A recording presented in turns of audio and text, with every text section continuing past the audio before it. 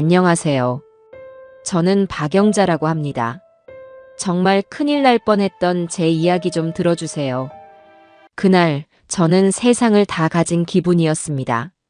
전화기 너머로 들려오는 아들놈, 지태의 목소리는 평생 들어본 소리 중에 가장 기쁘고 다급하게 들렸어요. 엄마, 나왔어요. 하늘이 방금 나왔어요. 건강하대요.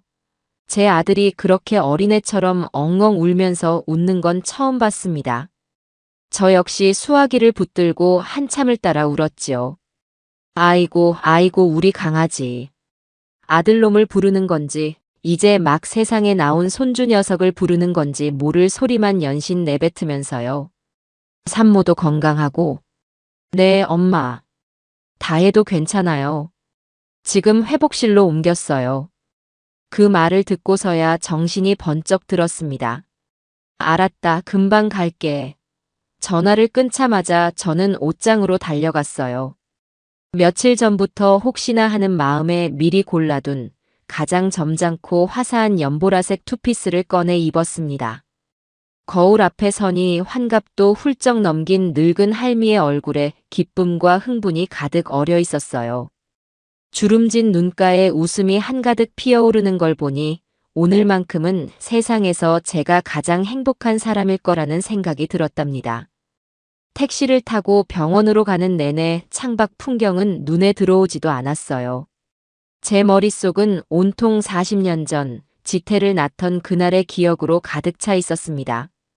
핏덩이 같던 아들이 언제 저렇게 커서 아비가 되었는지 세월이 참 쏜살 같다는 진부한 말이 뼛속까지 와닿는 순간이었죠. 우리 지태는 참 착하고 순한 아들이었어요. 속 한번 제대로 썩인 적 없이 반듯하게 자라주었지요. 다만 너무 순하고 물러서 탈이라면 탈일까요? 그래서 저 화려하고 기센 며느리 이다혜를 처음 데려왔을 때 제 속이 얼마나 복잡했는지 모릅니다. 그래도 아들이 좋다니, 아들이 행복하다면 그걸로 족하다고 몇 번이나 마음을 다잡았는지 몰라요. 병원에 도착하니 지태가 초조하게 복도를 서성이다 저를 발견하고 달려왔습니다. 엄마. 아이고, 우리 아들. 고생했다. 애썼어. 들어가서 하늘이 좀 보세요. 진짜 너무 예뻐요. 아들놈은 눈시울이 또 붉어져서는 저를 신생아실 유리창 앞으로 이끌었습니다.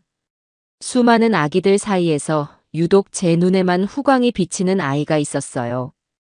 꼬물꼬물 작은 입을 오물거리는 제 손주 하늘이었습니다. 하얗고 작은 얼굴, 오뚝한 코는 지태를 쏙 빼닮았더군요. 그 순간 세상의 모든 시름이 다 잊히는 것 같았어요. 저 작은 생명을 보기 위해 제가 그 모진 세월을 버텨왔나 싶을 정도로 벅찬 감동이 밀려왔습니다. 며칠 후 며느리는 병원에서 퇴원해 곧장 산후조리원으로 들어갔습니다. 그것도 강남에서 제일 비싸다는 VVIP 산후조리원이었죠. 지태가 모아둔 돈으로는 어림도 없을 텐데 며느리는 당연하다는 듯이 그곳을 고집했어요. 아들 월급 뻔히 아는 제 입장에서는 속이 좀 쓰렸지만 처사이 낳고 고생한 며느리니 좋은 곳에서 몸조리하는 게 맞겠지, 좋은 게 좋은 거라며 애써 마음을 다독였습니다. 제가 직접 끓인 미역국을 들고 조리원을 처음 방문한 날이었어요. 듣던 대로 시설은 호텔 스위트룸 저리 가라 할 정도로 휘황찬란했습니다. 다혜는 침대에 비스듬히 누워 스마트폰만 들여다보고 있더군요. 제가 들어서는 기척에도 눈길 한 번 주지 않았어요. 다혜야, 몸은 좀 어떠니? 미역국 좀 끓여왔다. 그제야 며느리는 귀찮다는 듯 고개를 들었습니다. 어머님 오셨어요? 아이고, 이런 거 안 가져오셔도 되는데. 여기선 다 알아서 최고급으로 나와요. 그 말에 제가 들고 온 보온병이 민망해졌습니다. 사돈댁에서는 딸 고생했다며 최고급 한우 세트에 온갖 영양제를 다 보내왔다는데 저는 고작 미역국이나 끓여온 초라한 시어머니가 된 기분이었죠. 하지만 애써 웃으며 말했어요. 그래도 집에서 끓인 게 더 맛이 깊지. 나중에라도 먹어보렴. 네, 저기다 두세요. 다혜는 손가락으로 테이블을 툭 가리키고는 다시 스마트폰으로 시선을 돌렸습니다. 살가운 말 한마디 건네기가 이렇게나 어려워서야. 그래도 어쩌겠어요. 제가 낳은 아들이 사랑하는 여자고 제 손주의 어미인걸요. 저는 뻘쭘하게 서 있다가 아기 침대 옆에 놓인 작은 수첩을 발견했습니다. 우리 아기 성장 수첩이라고 귀엽게 쓰여 있었죠. 그걸 보니 또 마음이 사르르 녹아내리는 것 같았어요.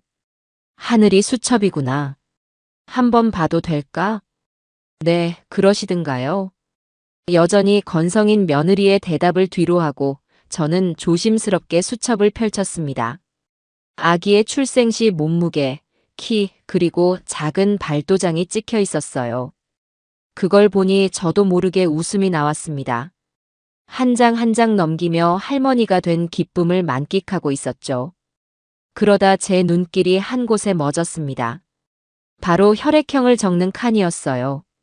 그곳에는 선명한 글씨로 이렇게 쓰여 있었습니다. 혈액형 O형. 순간 제 심장이 쿵 하고 바닥으로 떨어지는 것 같았어요. 머릿속이 새하얘지면서 손이 미세하게 떨려왔습니다. 잘못 본 것일 리가 없어요. 저는 눈을 비비고 다시 보았지만 O형이라는 두 글자는 사라지지 않았습니다. 이게 어떻게 된 일일까요?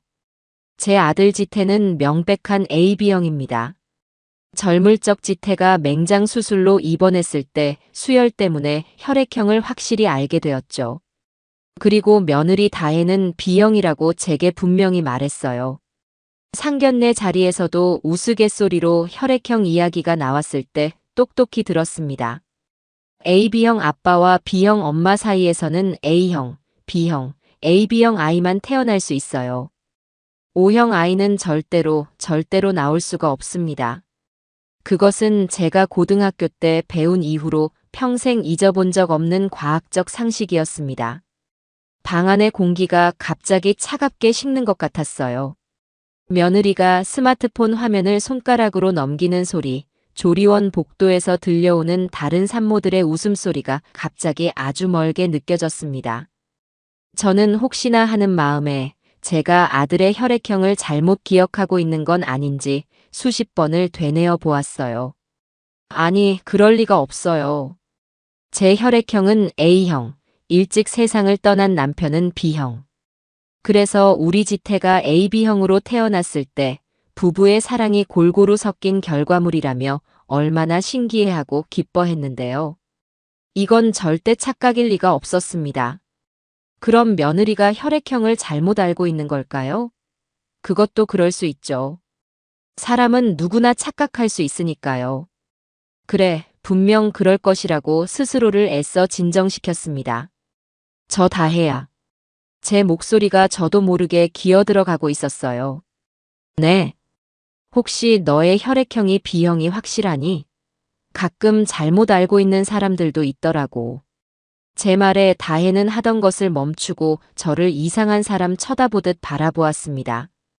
그 눈빛에 담긴 짜증과 의아함을 저는 똑똑히 읽을 수 있었어요. 어머님, 제가 제 혈액형을 잘못 알겠어요? 헌혈도 몇 번이나 했는데요. 확실한 B형 맞아요. 왜 그러세요? 아니, 그게 아니라. 차마 입이 떨어지지 않았습니다. 이 상황에서 너희 둘 사이에서는 O형 아이가 나올 수 없다는 말을 어떻게 꺼낼 수 있겠어요? 아기 낳은 지 얼마 안 된 며느리에게 그런 끔찍한 말을 하는 악독한 시어머니가 되고 싶지는 않았습니다. 어쩌면 아주 희귀한 경우에 의학적으로 다른 결과가 나올 수도 있는 게 아닐까 하는 신락 같은 희망을 품어보기로 했어요. 아니다. 그냥 한번 물어봤다. 저는 황급히 말을 돌리고 자리에서 일어났습니다. 하늘이 잘 자네. 나 이제 그만 가봐야겠다. 몸조리 잘하고. 네, 조심히 가세요. 다혜는 제가 나가든 말든 별 관심이 없다는 듯 다시 스마트폰으로 시선을 고정했습니다. 조리원 복도를 걸어 나오는데 다리가 후들후들 떨렸어요. 머릿속에서는 수만 가지 생각이 폭풍처럼 휘몰아쳤습니다. 검사가 잘못된 걸 거야. 아니면 내가 모르는 의학적 예외가 있는 걸 거야. 그렇게 스스로를 세뇌하며 겨우 집으로 돌아왔습니다. 하지만 제 마음속에 떨어진 의심의 씨앗은 이미 뿌리를 내리기 시작하고 있었습니다. 그날 이후 저는 며칠 밤을 뜬 눈으로 새웠습니다. 인터넷으로 밤새도록 AB형, B형 사이 O형 같은 검색어를 입력하며 희귀 사례를 찾아 헤맸어요. 그러다 시스 AB형이라는 희귀 혈액형에 대해 알게 되었지요. 일반적인 AB형과 달리 하나의 유전자에 O와 B 형질이 모두 있어 O형 자녀를 낳을 수 있다는 내용이었습니다. 그래, 이거다.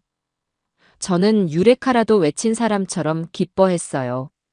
우리 지태나 며느리 중 한 명이 바로 그 희귀한 시스 AB형일 거라고, 그래서 우리 하늘이가 태어날 수 있었던 거라고 믿고 싶었습니다.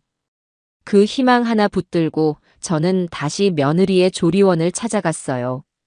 이번에는 기쁜 소식을 전하는 사람처럼 마음이 한결 가벼웠답니다. 조리원 방에 들어서자 며느리는 마침 아기에게 젖을 물리고 있었습니다. 그 모습을 보니 저도 모르게 마음이 누그러졌어요. 다혜야, 젖은 잘 도니? 네, 뭐. 그럭저럭요. 여전히 무뚝뚝한 대답이었지만 저는 아랑곳하지 않고 의자를 끌어다 앉았습니다. 내가 며칠 동안 걱정이 돼서 좀 알아봤는데 말이다. 시스 AB형이라는 아주 희귀한 혈액형이 있더구나. 그런 경우에는 O형 아이가 태어날 수도 있대. 너나 지태 중에 한 명이 그런가 보다. 참 신기하지? 저는 정말 순수하게 우리가 겪은 이 혼란이 아주 특별하고 신기한 의학적 사례일 뿐이라는 걸 알려주고 싶었을 뿐이에요. 그런데 제 말을 들은 며느리의 표정이 싸늘하게 굳어지는 게 아니겠어요? 다혜는 아기에게서 입을 떼게 하고는 저를 똑바로 쳐다보며 말했습니다. 그 목소리에는 날카로운 가시가 잔뜩 돋쳐 있었죠. 어머님, 지금 그게 무슨 말씀이세요? 아니, 나는 그냥 신기해서. 신기하세요? 저는 지금 어머님이 더 신기해요. 아직도 그 혈액형 타령을 하고 계셨던 거예요? 제가 저번에 말씀드렸잖아요. 요즘 세상엔 별의별 경우가 다 있다고요. 어머님은 하늘이가 어머님 손주라는 게 그렇게 못 믿어오세요? 아니, 다혜야. 그런 뜻이 아니라. 그런 뜻이 아니긴 뭐가 아니에요. 그럼 제가 다른 남자아이라도 임신해서 지태 씨 속였다는 말씀이세요? 어떻게 사람을 그렇게 의심하실 수가 있어요? 며느리는 갑자기 눈물을 뚝뚝 흘리기 시작했습니다. 너무나 당황스러워서 저는 어쩔 줄을 몰랐어요. 저는 정말 그런 극단적인 의심을 한 게 아니었는데 며느리는 제 말을 완전히 곡해해서 받아들이고 있었습니다. 아니, 어쩌면 일부러 그렇게 몰아가고 있는 건지도 모른다는 생각이 스쳤어요. 어머님 때문에 저 스트레스 받아서 젖이 다 마를 것 같아요. 산모한테 와서 하실 말씀이 있고 못 하실 말씀이 있지. 어떻게 혈액형 가지고 손주를 의심하세요? 이건 저희 부부에 대한 모독이에요. 당장 나가주세요. 그리고 다시는 이런 말씀 꺼내지 마세요. 다혜는 아이를 고쳐 안고는 등을 돌려버렸습니다. 저는 그 자리에 못 박힌 듯 서서 아무 말도 할 수 없었어요. 졸지에 저는 갓 출산한 며느리를 들들 볶아 손주까지 의심하는 악독한 시어머니가 되어버렸습니다. 제가 들고 간 과일 바구니가 처량하게 테이블 위에 놓여 있었어요. 그날 저는 며느리의 조리원에서 도망치듯 쫓겨났습니다. 집으로 돌아오는 길에 억울하고 분해서 눈물이 났지만 동시에 다른 한편에서는 그 싸늘하고 방어적이던 며느리의 태도 때문에 의심이 더욱 짙어지는 것을 느꼈습니다. 정말 떳떳하다면 저렇게까지 예민하게 반응할 필요가 있었을까요? 평화롭기만 하던 제 삶에 첫 손주가 가져다준 행복에 아주 가느다랗지만 깊은 균열이 생기기 시작한 순간이었습니다. 그날 이후 제 세상은 온통 잿빛으로 변해버렸습니다. 며느리에게 악담을 퍼붓는 시어머니로 낙인 찍힌 채 쫓겨나듯 나온 그날의 기억은 밤마다 저를 괴롭혔어요. 잠자리에 누우면 다혜의 그 서늘하고 경멸적이던 눈빛이 떠올라 심장이 철렁 내려앉곤 했습니다. 제가 정말 늙고 망령든 시어머니라서 아들의 행복에 재를 뿌리려는 심술궂은 노파라서 그런 의심을 품게 된 걸까요? 수십 번, 수백 번을 제 자신에게 물었습니다. 하지만 그럴 때마다 제 이성은 단호하게 고개를 저었지요. AB형과 B형 사이에서 O형은 나올 수 없다. 그것은 과학이고 1 더하기 1이 2가 되는 것과 같은 명백한 사실이었어요. 제가 틀린 게 아니라면 진실은 단 하나뿐이었습니다. 생각하고 싶지도 않은 끔찍한 진실 말이에요. 저는 아들 지태에게 이 모든 상황을 설명해야 한다고 마음먹었습니다. 며느리에게 직접 말하는 것은 이미 실패로 돌아갔으니 이제 믿을 사람은 제 아들뿐이었죠. 하지만 순하고 착한 제 아들이 과연 제 말을 믿어줄까요? 아내와 갓 태어난 아이에게 푹 빠져있는 아들에게 그 행복을 산산조각 낼 수도 있는 말을 꺼내는 것은 제게도 무척이나 고통스러운 일이었습니다. 며칠을 뜬 눈으로 고민하고 또 고민했어요.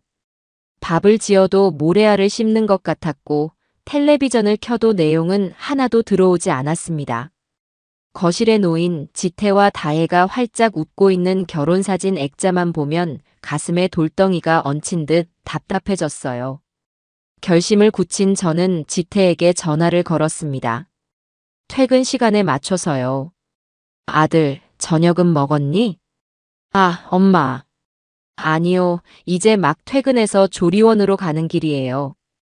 수화기 너머로 들려오는 아들의 목소리는 피곤함 속에서도 설렘이 묻어 있었습니다. 그래, 우리 하늘이 보러 가는 길이구나. 좋겠다. 네. 하루 종일 하늘이 사진만 봤어요. 보고 있어도 또 보고 싶네요. 해벌쭉 웃고 있을 아들의 얼굴이 눈에 선했습니다. 이 행복에 겨운 아이에게 제가 무슨 말을 할 수 있을까요? 입이 떨어지지 않았습니다. 저 지태야. 혹시 내일 저녁에 잠깐 시간 괜찮니? 엄마가 너 좋아하는 갈비찜 좀 해놓으려고. 내일요? 다혜랑 하늘이 봐야 하는데. 조리원에서 저녁 같이 먹기로 했거든요. 아주 잠깐이면 돼. 중요한 할 얘기가 있어서 그래. 제 목소리에 담긴 심각함을 느꼈는지 지태가 잠시 머뭇거리다 대답했습니다. 무슨 일 있으세요? 그럼 조리원 들렀다가 밤에 잠깐 들를게요. 9시쯤 괜찮으세요? 그래. 그럼 기다리고 있으마. 전화를 끊고 나서도 한참 동안 심장이 두근거렸습니다. 내일 밤 저는 제 아들에게 판도라의 상자를 열어야만 합니다. 그 상자에서 무엇이 튀어나오든 우리 모자의 관계는 예전 같지 않을지도 몰라요. 하지만 진실을 외면하고 거짓된 평화 속에서 살 수는 없는 노릇이었습니다. 다음 날 저는 아침 일찍부터 시장에 갔습니다. 가장 좋은 갈비로 사고 아들이 좋아하는 나물이며 전이며 온종일 정성을 다해 음식을 장만했어요. 상다리가 휘어지게 차려놓고 나면 아들의 마음도 조금은 부드러워지지 않을까 하는 얄팍한 계산이었지요. 저녁이 되고 시계가 8시를 지나 9시를 향해 가자 저는 점점 더 초조해졌습니다. 현관문 쪽만 뚫어져라 쳐다보며 아들을 기다렸어요. 딩동. 드디어 초인종 소리가 울렸고 저는 버선발로 뛰어나가 문을 열었습니다. 엄마, 저 왔어요. 아이고, 우리 아들. 어서 오너라. 피곤하지? 지태는 조리원에서 아기와 아내를 보고 오는 길이라 그런지 얼굴에 웃음꽃이 피어 있었습니다. 그 해맑은 얼굴을 보니 제 입은 또다시 천근만근 무거워졌어요. 우와, 엄마. 이게 다 뭐예요? 제 생일도 아닌데. 푸짐하게 차려진 저녁상을 보고 아들이 감탄했습니다. 얼른 앉아. 너 좋아하는 걸로만 했다. 많이 먹어. 저는 애써 웃으며 아들을 식탁에 앉혔습니다. 지태는 시장이 반찬이었는지 정말 맛있게 밥을 먹기 시작했어요. 저는 밥은 먹는 둥 마는 둥 하며 아들의 얼굴만 쳐다보았습니다. 갈비찜을 우물거리는 모습, 김치를 쭉 찢어 밥 위에 올려 먹는 모습, 어릴 적 모습 그대로였죠. 제 눈에는 아직도 물가에 내놓은 어린아이 같은데 어느새 한 아이의 아버지가 되어 제 앞에 앉아 있었습니다. 엄마는 왜 안 드세요?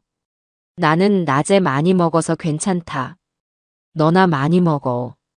지태가 밥 한 그릇을 뚝딱 비우고 나서야 저는 마른 입술을 겨우 떼었습니다. 지태야. 네, 엄마. 엄마가 며칠 전에 하늘이 아기 수첩을 봤는데 갈비뼈를 들고 있던 지태의 손이 순간 멈칫했습니다. 제 목소리가 심상치 않다는 것을 눈치챈 것이겠지요. 네. 보셨겠죠? 거기에 혈액형이 O형이라고 쓰여 있더라. 제 말에 지태의 표정이 미묘하게 변했습니다. 놀라움보다는 귀찮음이 먼저 서리는 얼굴이었어요. 아, 그 얘기 다혜한테 들었어요. 엄마가 조리원 와서 그 얘기 하셨다고요. 그래. 그래서 내가 이상해서 너한테 물어보려고. 엄마. 지태는 들고 있던 갈비뼈를 내려놓고 저를 똑바로 바라보았습니다. 다혜가 그러는데 요즘엔 의학기술이 좋아져서 희귀 혈액형이면 그럴 수도 있대요.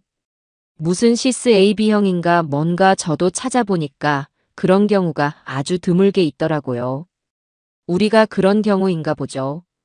아들은 이미 며느리에게 완벽하게 설득당한 후였습니다. 저는 가슴이 답답해 소리치고 싶었지만 꼭 참았어요. 지태야, 그건 정말 수백만 분의 1, 수천만 분의 1 확률이란다. 로또에 맞는 것보다 더 어려운 일이야. 그걸 우리가 아무렇지도 않게 그런가 보다 하고 넘어갈 수 있는 문제니? 그럼 엄마는 뭘 원하세요? 하늘이가 제 아들이 아니라는 말이라도 하고 싶으신 거예요? 지태의 목소리가 조금씩 날카로워지기 시작했습니다. 아니, 그런 말이 아니라 적어도 확인은 해봐야 한다는 거다. 다의 혈액형이 B형이 아닐 수도 있고 아니면 병원에서 검사가 잘못됐을 수도 있잖니.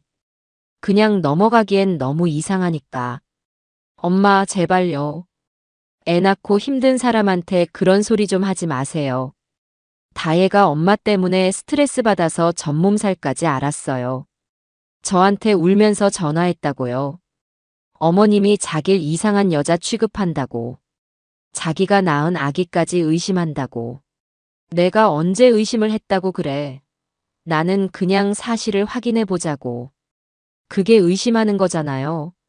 지금 엄마가 하는 말이 다혜를 의심하고 하늘이를 의심하고 결국엔 저랑 다혜 사이를 의심하는 거잖아요. 왜 자꾸 저희 가정을 흔들려고 하세요? 아들의 입에서 저희 가정이라는 말이 나오는 순간 저는 서늘한 벽을 느꼈습니다. 이제 저는 아들의 가정에 속한 사람이 아니라 그 가정을 흔들려는 외부인이 되어버린 것이었죠. 억울함과 서운함에 눈물이 핑 돌았습니다. 바로 그때였습니다. 지태의 주머니에서 요란한 벨소리가 울렸어요.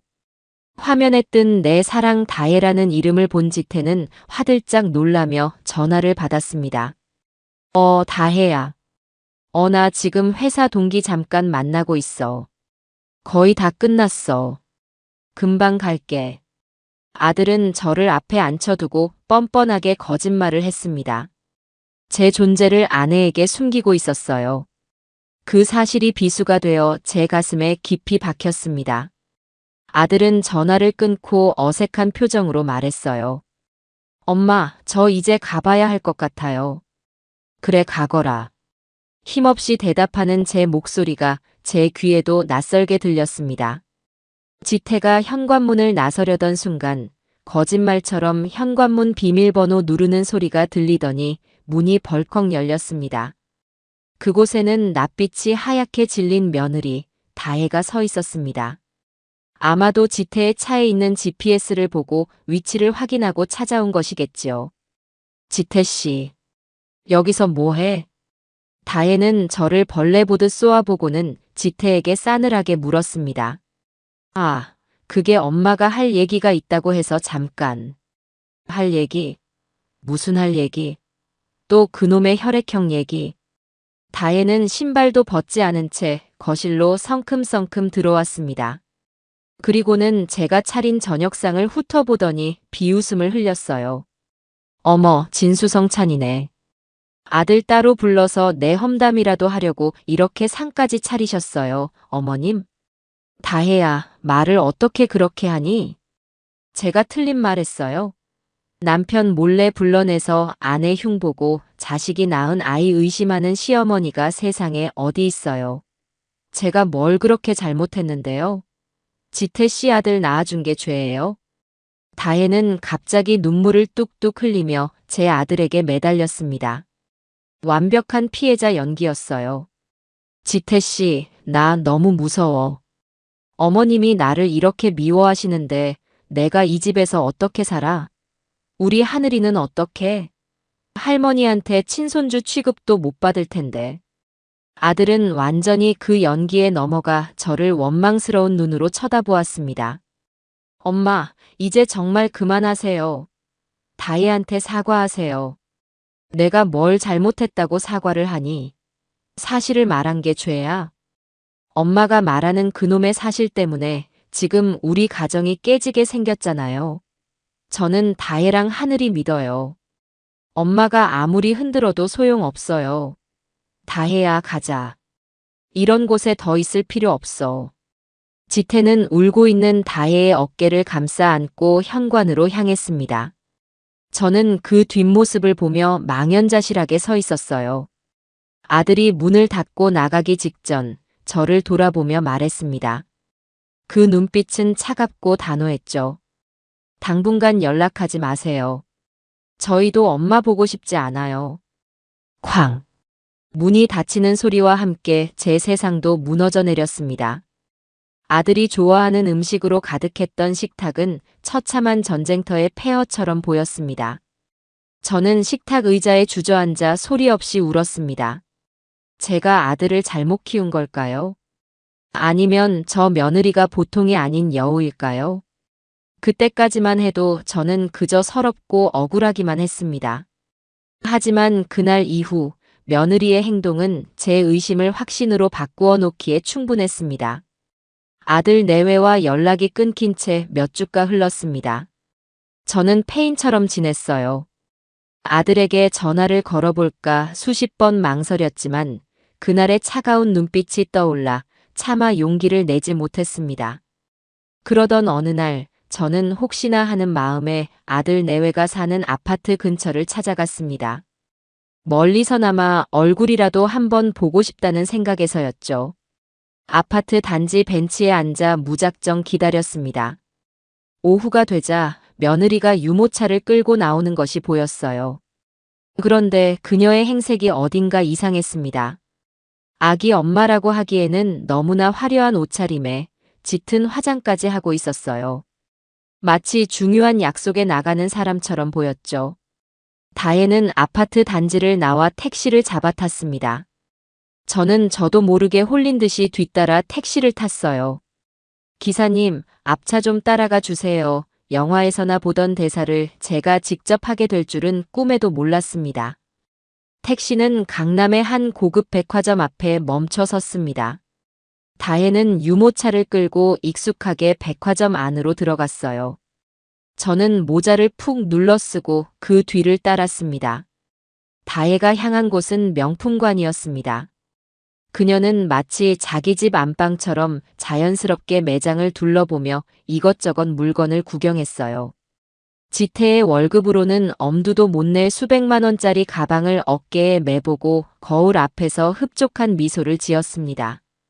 한참을 구경하던 그녀는 갑자기 어디론가 전화를 걸더군요. 저는 옷 진열대 뒤에 숨어 귀를 기울였습니다. 자기야? 나 지금 백화점. 응, 지난번에 말했던 그 가방 있잖아. 맞아. 너무 예쁘다. 사줄 거야? 진짜? 와, 역시 자기밖에 없어. 사랑해. 애교가 뚝뚝 묻어나는 목소리. 제 아들에게는 단 한 번도 보여준 적 없는 모습이었습니다. 자기라니요. 제 아들을 지칭하는 말이 아니라는 것쯤은 바보가 아닌 이상 알 수 있었습니다. 제 심장이 다시 쿵쾅거리기 시작했어요. 다혜는 전화를 끊고 나서 정말로 그 비싼 가방을 결제했습니다. 그것도 망설임 없이 일시불로요. 저는 그 뒤로도 며칠 동안 며느리의 뒤를 밟았습니다. 그녀의 일과는 똑같았어요. 오전에 아기를 데리고 나와 백화점이나 고급 레스토랑, 피부 관리실을 전전하다가 저녁 늦게 들어가는 생활의 반복이었습니다. 그 모든 비용은 어디서 나오는 걸까요? 그리고 그녀가 그렇게 애교 섞인 목소리로 통화하는 자기는 대체 누구일까요? 결정적인 사건은 며칠 뒤에 일어났습니다. 그날도 어김없이 다혜를 뒤쫓아 백화점에 갔을 때였어요. 다혜가 잠시 유아 휴게실에 들어간 사이, 저는 그녀가 늘 가는 명품 스카프 매장 앞에서 기다리고 있었습니다. 그때 멀끔하게 차려입은 한 중년 남자가 매장으로 들어오더니 직원에게 특정 스카프를 가리키더군요. 직원은 정성스럽게 스카프를 포장했고 남자는 카드를 내밀었습니다. 어디서 많이 본 얼굴이다 싶었는데 자세히 보니 다혜의 결혼식 사진에서 본 듯한 남자였어요. 아마도 전 직장 동료 중 한 명이겠거니 하고 대수롭지 않게 넘겼습니다. 그런데 며칠 후 제 생신이라며 다혜가 집으로 찾아왔습니다. 지난번의 대소동은 까맣게 잊었다는 듯 아주 상냥한 미소를 지으면서요. 어머님 생신 축하드려요. 별건 아니지만 제 성의예요. 그녀가 내민 것은 바로 며칠 전 백화점에서 봤던 그 명품 스카프였습니다. 포장까지 똑같았어요. 어머님도 이런 건 한번 둘러보셔야죠. 요즘 유행하는 거래요. 저는 스카프 상자를 받아들고 손을 덜덜 떨었습니다. 온몸에 소름이 돋았어요. 이 스카프는 저 남자가 샀던 그 스카프였습니다. 며느리는 마치 자기가 큰 선심이라도 쓰는 것처럼 의기양양하게 저를 바라보고 있었죠. 그녀의 얼굴 뒤로 다른 남자의 그림자가 어른거리는 것 같았습니다. 제 의심은 이제 더 이상 의심이 아니었습니다. 그것은 차갑고 단단한 확신이 되어 제 가슴을 짓누르기 시작했습니다. 며느리가 건넨 명품 스카프는 제 화장대 서랍 깊숙한 곳에 처박혔습니다. 그 화려한 무늬를 볼 때마다 뱃속이 울렁거리는 것 같았어요. 그것은 더 이상 선물이 아니라 제 아들을 향한 기만과 배신의 증거물처럼 느껴졌습니다. 제 마음속에서 마지막으로 남아있던 신락 같은 희망, 어쩌면 내가 오해한 것일지도 모른다는 마지막 미련이 산산조각 나버렸죠. 이제 더 이상 망설일 시간이 없었습니다. 이대로 주저앉아 아들의 가정이 썩어 문드러지는 것을 지켜보고만 있을 수는 없었어요. 저는 행동해야만 했습니다. 하지만 어떻게? 어디서부터 시작해야 할까요? 며느리의 뒤를 밟는 것만으로는 부족했어요. 그녀가 다른 남자를 만나고 그에게서 선물을 받는다는 정황 증거만으로는 아들의 눈을 뜨게 할 수 없을 겁니다. 오히려 저를 스토커나 망상증 환자로 몰아갈 게 뻔했지요. 저에게는 빼도 박도 못할, 누구도 부정할 수 없는 물증이 필요했습니다. 고민 끝에 저는 한 사람을 떠올렸습니다. 제 오랜 친구이자 이 동네 보안관으로 통하는 명자였어요. 명자는 젊었을 적에 잠깐이지만 여형사로 일했던 경력이 있는 배짱 두둑하고 의리 있는 친구였습니다. 남편과 사별하고 홀로 지내는 저를 친자매처럼 챙겨주었죠. 이런 나쁘끄럽고 끔찍한 이야기를 털어놓을 사람은 명자밖에 없었습니다. 저는 떨리는 손으로 명자에게 전화를 걸어 저희 집으로 와달라고 부탁했습니다. 1시간쯤 지났을까 명자가 익숙하게 현관문 비밀번호를 누르고 들어왔습니다. 박영자, 무슨 일인데 사람을 오라가라야? 목소리가 왜 그렇게 안 좋아? 명자는 제 얼굴을 보자마자 심상치 않은 일이 있음을 직감한 듯 했습니다. 저는 친구의 얼굴을 보자 긴장이 탁 풀리면서 눈물이 쏟아졌어요. 명자야, 나 어떡하면 좋으니? 저는 그동안 있었던 모든 일을 명자에게 털어놓았습니다. 손주의 혈액형 이야기부터 조리원에서 쫓겨난 일, 아들과의 다툼, 그리고 며느리의 수상한 행적과 문제의 스카프까지. 이야기를 듣는 내내 명자는 말없이 제 등을 두드려주며 심각한 표정으로 고개만 끄덕였습니다. 제 이야기가 모두 끝나자 명자는 깊은 한숨을 내쉬며 말했습니다. 영자야, 너 혼자서 속으로 얼마나 끓었을래? 이 바보 같은 게 진작에 나한테 말을 하지 그랬어. 너무 창피하고 지태 볼 낯이 없어서. 창피하긴 뭐가 창피해. 잘못한 건 너가 아니라 그 불려우 같은 며느리년이지. 들어보니까 보통 내기가 아니네. 아주 작정을 하고 내 아들한테 접근한 것 같아. 명자의 단호한 말에 저는 오히려 위로를 받았습니다. 제 편이 있다는 사실만으로도 큰 힘이 되었죠. 그래서 이제 어쩔 셈이야? 계속 이렇게 그림자처럼 쫓아다니기만 할 거야? 모르겠어. 증거를 잡아야 하는데 뭘 어떻게 해야 할지. 명자는 잠시 팔짱을 끼고 생각에 잠기더니 결심한 듯 입을 열었습니다. 좋아. 내가 도와줄게. 일단 그 자기라는 놈부터 알아내야지. 통화 기록을 뗄 수 있으면 제일 좋은데. 통화 기록? 응. 내 며느리가 누구랑 언제 얼마나 자주 통화하는지 알면 실마리를 잡을 수 있어. 근데 그건 가족이라도 본인 동의 없이는 함부로 못 될 텐데.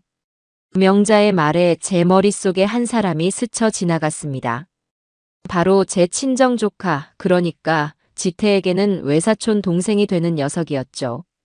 그 녀석이 통신사에서 제법 높은 직급으로 일하고 있다는 사실이 떠올랐습니다.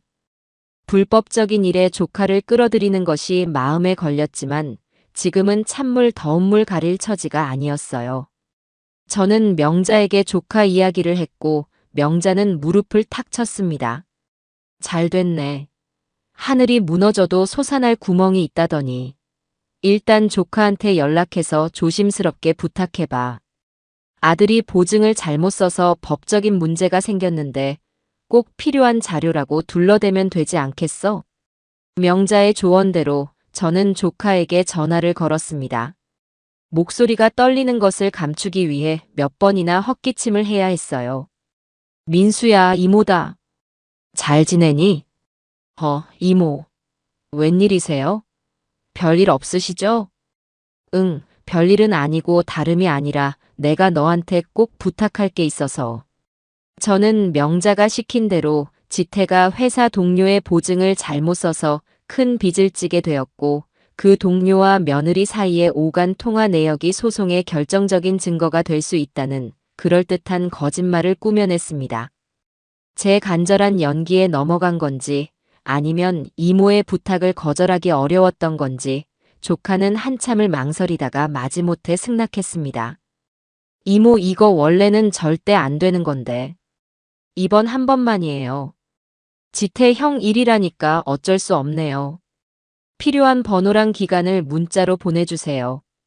제가 확인하고 메일로 보내드릴게요. 아이고, 고맙다, 민수야. 이모가 이 은혜는 평생 잊지 않을게. 전화를 끊자마자 저는 다혜의 전화번호와 함께 최근 3개월간의 통화 기록을 요청하는 문자를 보냈습니다.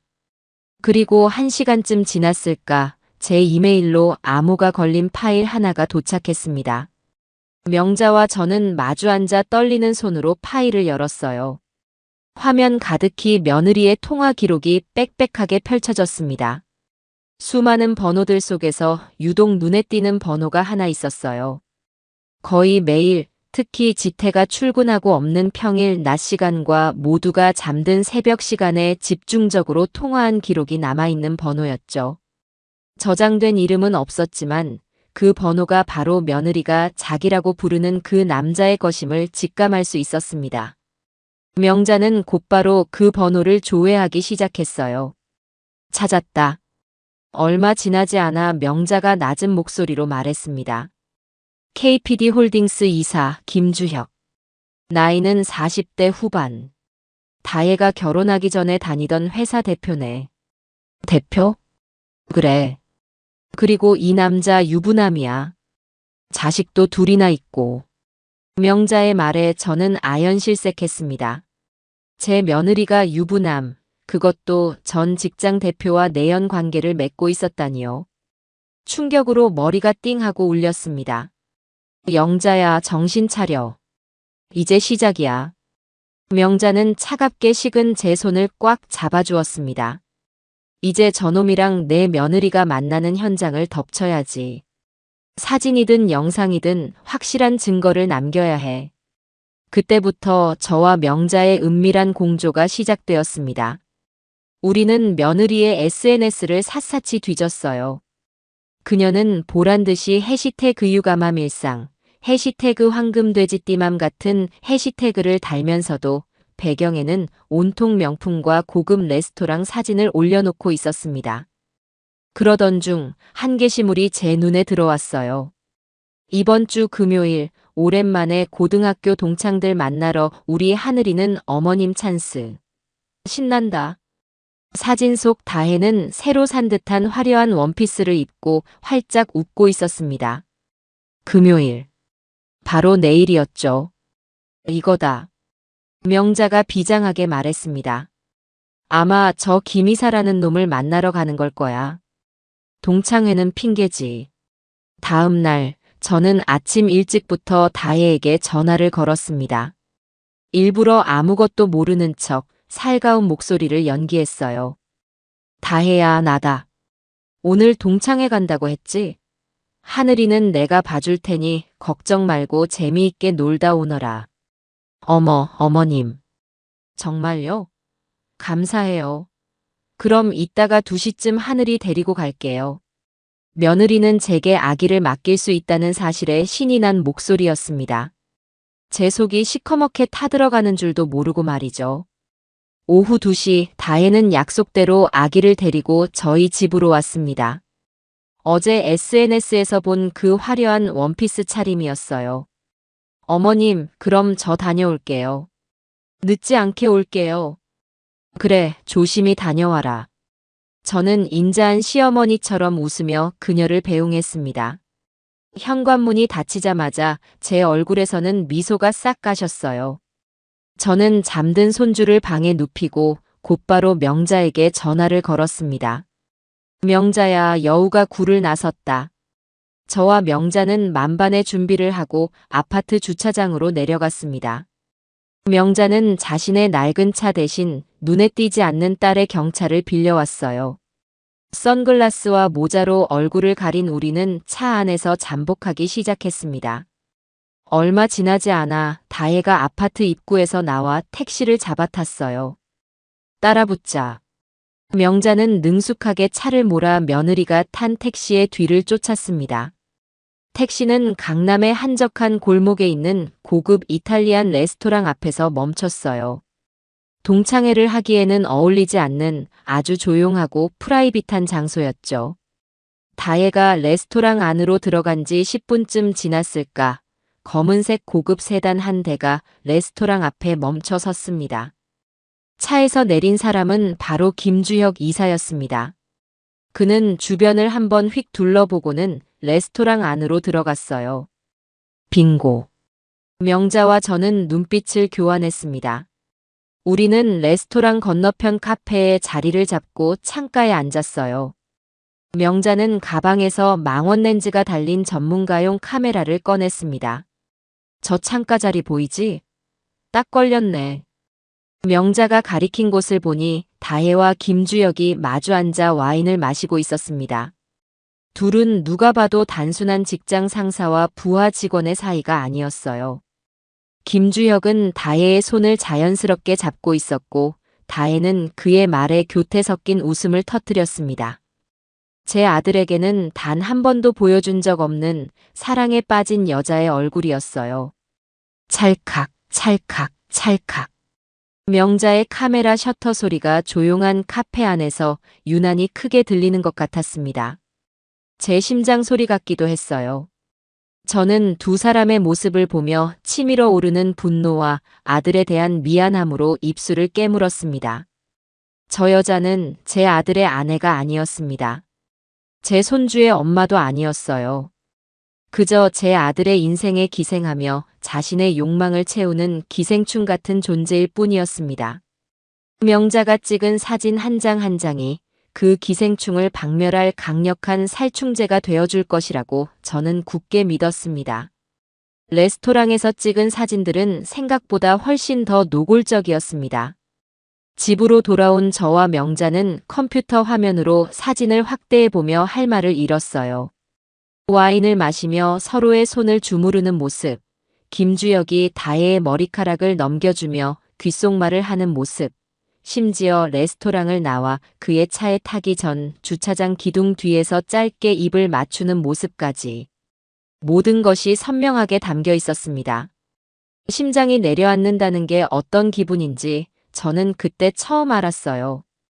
아들에 대한 미안함과 저 여자에 대한 분노로 온몸이 부들부들 떨렸습니다. 영자야. 이 정도면 명백한 외도 증거야. 이혼 소송으로 가도 우리가 무조건 이겨. 명자가 제 어깨를 단단히 붙잡으며 말했습니다. 하지만 저는 소송 이전에 해야 할 일이 있었어요. 바로 제 아들, 지태의 눈을 뜨게 해주는 것이었습니다. 저 여자의 실체를 제 아들이 직접 확인하게 만들어야 했어요. 아무리 고통스럽더라도 진실을 마주하게 해야 했습니다. 그것이 제가 어미로서 해줄 수 있는 마지막 도리라고 생각했어요. 문제는 어떻게 이 증거를 보여주느냐였습니다. 다짜고짜 찾아가서 사진을 내밀었다가는 지난번처럼 오히려 역효과만 날 것이 뻔했죠. 저는 명자와 머리를 맞대고 몇 시간을 고민했습니다. 일단 지태만 따로 불러내야 해. 그 여우 같은 며느리가 없는 곳에서 아주 차분하고 이성적으로 접근해야 한다. 명자의 말대로 저는 다음 날 지태에게 문자를 보냈습니다. 아들, 잠깐 볼 수 있을까? 다혜 몰래 너 혼자만 와줬으면 좋겠다. 너의 인생이 걸린 문제야. 제 문자가 얼마나 심각하게 느껴졌는지 지태는 얼마 지나지 않아 전화를 걸어왔습니다. 목소리는 차갑고 경계심으로 가득 차 있었어요. 엄마, 또 왜 그러세요? 제가 당분간 연락하지 말라고 말씀드렸잖아요.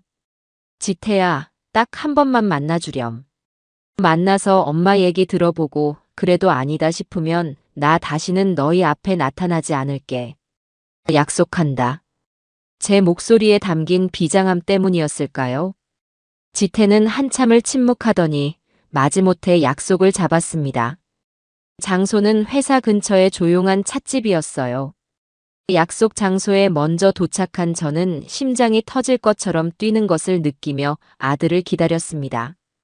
명자가 인화해준 사진들이 담긴 봉투가 가방 안에서 마치 판도라의 상자처럼 느껴졌어요. 잠시 후 굳은 표정의 지태가 찻집으로 들어왔습니다. 그는 제 맞은편에 앉으며 대뜸 용건을 물었어요. 무슨 일이세요? 길게 뵐 시간 없으니 용건만 간단히 하세요. 그래. 길게 말하지 않을게. 저는 떨리는 손으로 가방에서 봉투를 꺼내 테이블 위에 올려놓았습니다. 이것부터 보렴. 지태는 의심스러운 눈초리로 저와 봉투를 번갈아 보더니 마지못해 봉투를 열었습니다. 그리고 그 안에 담긴 사진들을 한 장씩 꺼내보기 시작했죠. 첫 번째 사진을 봤을 때 그의 얼굴은 의아함으로 굳었습니다.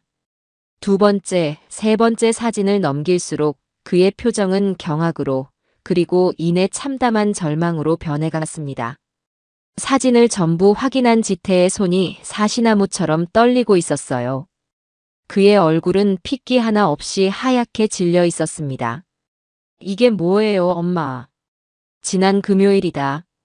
내 아내가 고등학교 동창회에 간다던 바로 그날이야. 아니야, 아닐 거야. 이건 뭔가 오해가 있는 걸 거예요. 그냥 아는 분이랑 식사만 했을 수도 있잖아요. 지태는 애써 현실을 부정하려 했습니다. 그의 눈동자가 처절하게 흔들리는 것을 보니 제 마음도 갈기갈기 찢어지는 것 같았어요. 지태야, 정신 차려. 저 사진들을 보고도 그런 말이 나오니? 세상 어느 동료가 저렇게 손을 잡고 입을 맞추니? 엄마가 조작한 거 아니에요? 다의 말이 맞았어. 엄마는 우리 사이를 어떻게든 갈라놓으려고. 내가 이걸 어떻게 조작하니? 내가 미쳤다고 내 아들 가슴에 대못을 박으려고 이런 짓을 하겠어. 제발 현실을 좀 봐. 이 멍청한 아들놈아. 결국 저는 참지 못하고 소리를 지르고 말았습니다. 찻집 안의 모든 사람들이 저희를 쳐다보았지만 그런 것은 신경 쓸 겨를도 없었어요. 지태는 고개를 푹 숙인 채 아무 말도 하지 못했습니다. 그의 어깨가 가늘게 떨리고 있었어요. 그는 울고 있었습니다. 제 아들이 제 앞에서 소리 없이 무너져 내리고 있었습니다. 그렇게 한참을 앉아있던 지태는 갑자기 자리에서 벌떡 일어났습니다. 가서 직접 물어봐야겠어요. 다혜한테 직접 들어야겠어요. 그는 사진이 든 봉투를 챙겨 들고는 저를 돌아보지도 않고 찻집을 뛰쳐나갔습니다. 저는 그 뒷모습을 보며 직감했습니다. 이제 곧 진짜 폭풍이 몰아칠 것이라고. 저는 집으로 돌아와 초조하게 소식을 기다렸습니다. 지태가 과연 며느리의 거짓말을 이겨내고 진실을 마주할 수 있을까? 제발, 제발 제 아들이 더 이상 속지 않기를 간절히 기도했습니다. 저녁이 다 되어서야 지태에게서 전화가 걸려왔습니다. 저는 심장이 덜컥 내려앉는 기분으로 전화를 받았어요. 지태야, 어떻게 됐어? 다혜가 뭐라고 하디? 수화기 너머에서는 한참 동안 아무 소리도 들리지 않았습니다. 그러다 이내 제 모든 기대를 무너뜨리는 절망적인 목소리가 들려왔어요. 엄마. 지태의 목소리는 물에 젖은 솜처럼 축 처져 있었습니다. 다혜가 다 아니래요. 뭐? 그 사진들을 보고도 아니라고 한다고? 네. 어머님이 다 꾸며낸 거래요. 저 사진들 다 합성이고 어머님이 배우를 고용해서 연출한 거라고. 저는 기가 막혀서 말이 나오지 않았습니다. 그 뻔뻔한 거짓말에 제 아들이 또다시 넘어가 버린 것이었습니다. 지태야, 너는 그 말이 믿어지니? 엄마가 그런 짓까지 할 사람으로 보여. 다혜가 우는데 숨도 못 쉬고 우는데 저보고 믿어달라고 자기 좀 살려달라고 비는데 제가 어떻게 안 믿어요. 제 아내고 제 아이의 엄마인데. 아들은 이미 이성을 잃고 감정에 지배당하고 있었습니다. 어머님이 저한테 왜 이러시는지 모르겠어요. 제가 그렇게 미우세요? 제 가정이 행복한 게 그렇게 보기 싫으세요? 다혜가 그러는데 자기가 유산이라도 해야 이 지긋지긋한 시집살이가 끝날 것 같대요. 그 순간 저는 제 귀를 의심했습니다. 유산이라니요. 자기 뱃속의 아이를 담보로 협박을 하는 저 여자는 인간도 아니었습니다. 악마였어요. 너는 지금 그 말을 믿는 거니? 그게 사람 입에서 나올 소리라고 생각해? 믿는 게 아니라 그렇게 만들고 있잖아요. 엄마가. 지태는 갑자기 악을 쓰듯 소리쳤습니다. 이제 다 끝이에요. 저는 다혜랑 하늘이만 보고 살 거예요. 엄마는 이제 제 인생에 없어요. 그러니까 다시는 저희 앞에 나타나지 마세요. 전화도 하지 마시고 찾아오지도 마세요. 당신 같은 엄마 저도 필요 없으니까. 뚜뚜뚜. 전화는 그렇게 끊겼습니다. 저는 한참 동안 수화기를 귀에 댄 채 멍하니 서 있었습니다. 당신 같은 엄마. 제 아들의 입에서 나온 그 말이 칼날이 되어 제 심장을 후벼 팠습니다.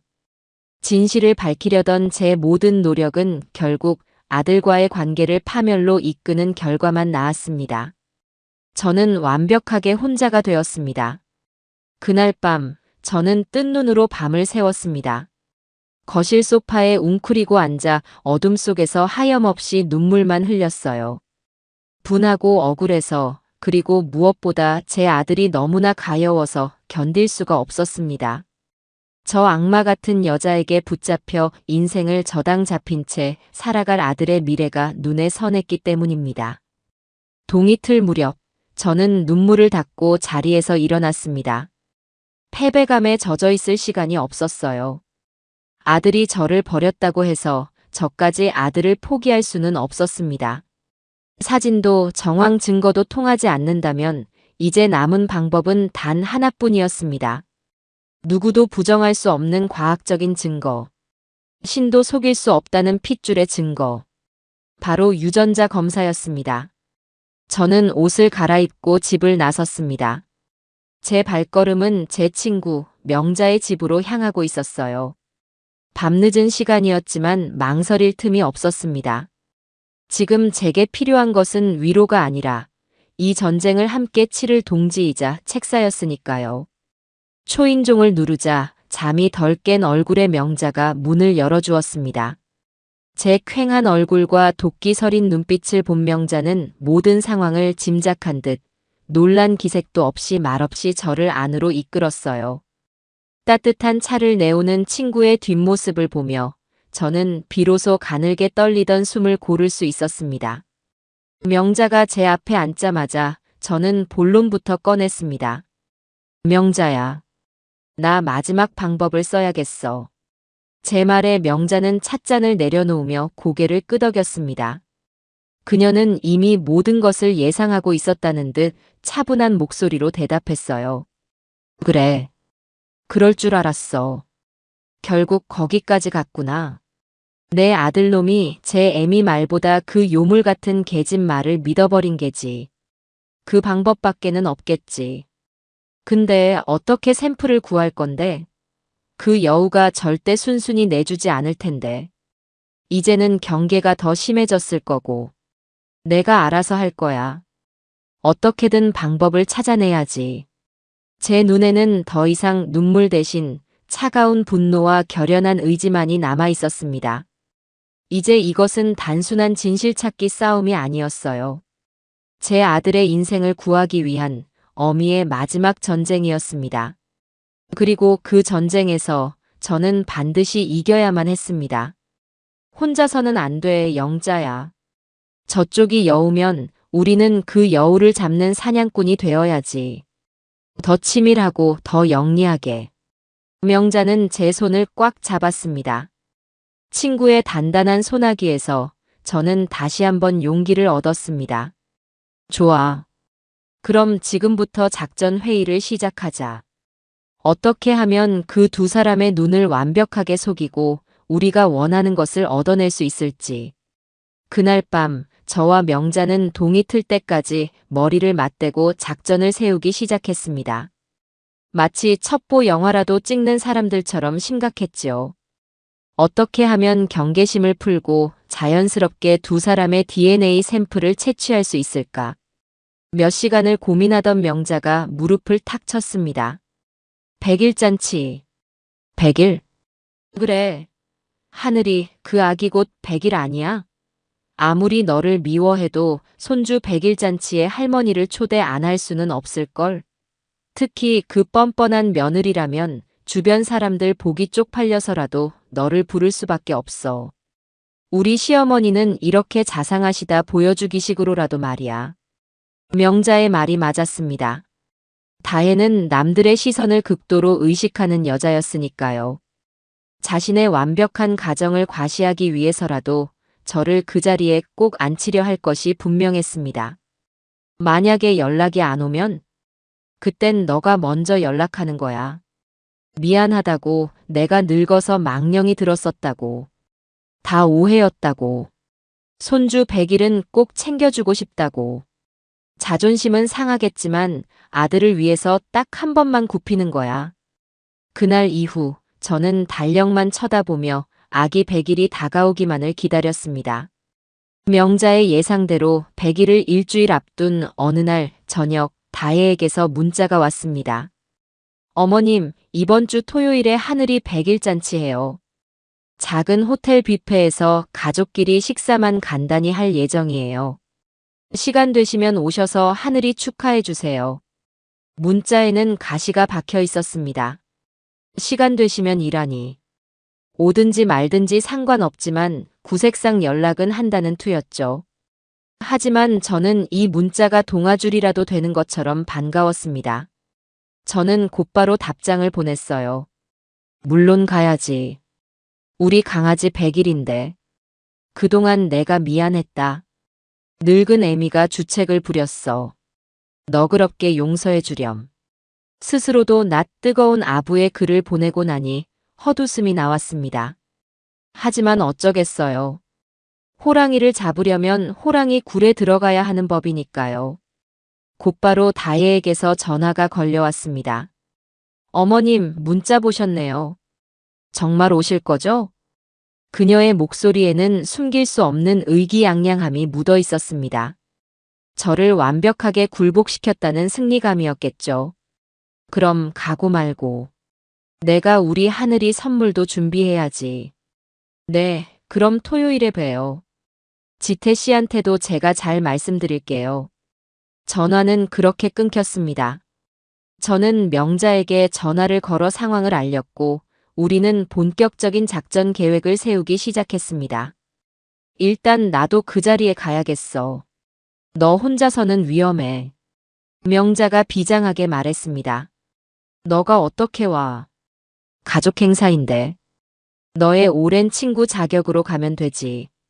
같이 선물 사들고 가서 축하해 주는데 누가 뭐라고 하겠어.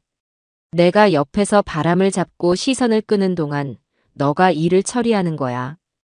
우리는 몇 번이나 시뮬레이션을 반복했습니다. 첫째, 아들 지태의 샘플 확보. 지태는 식사 중에 분명 화장실을 가거나 자리를 비울 것이다.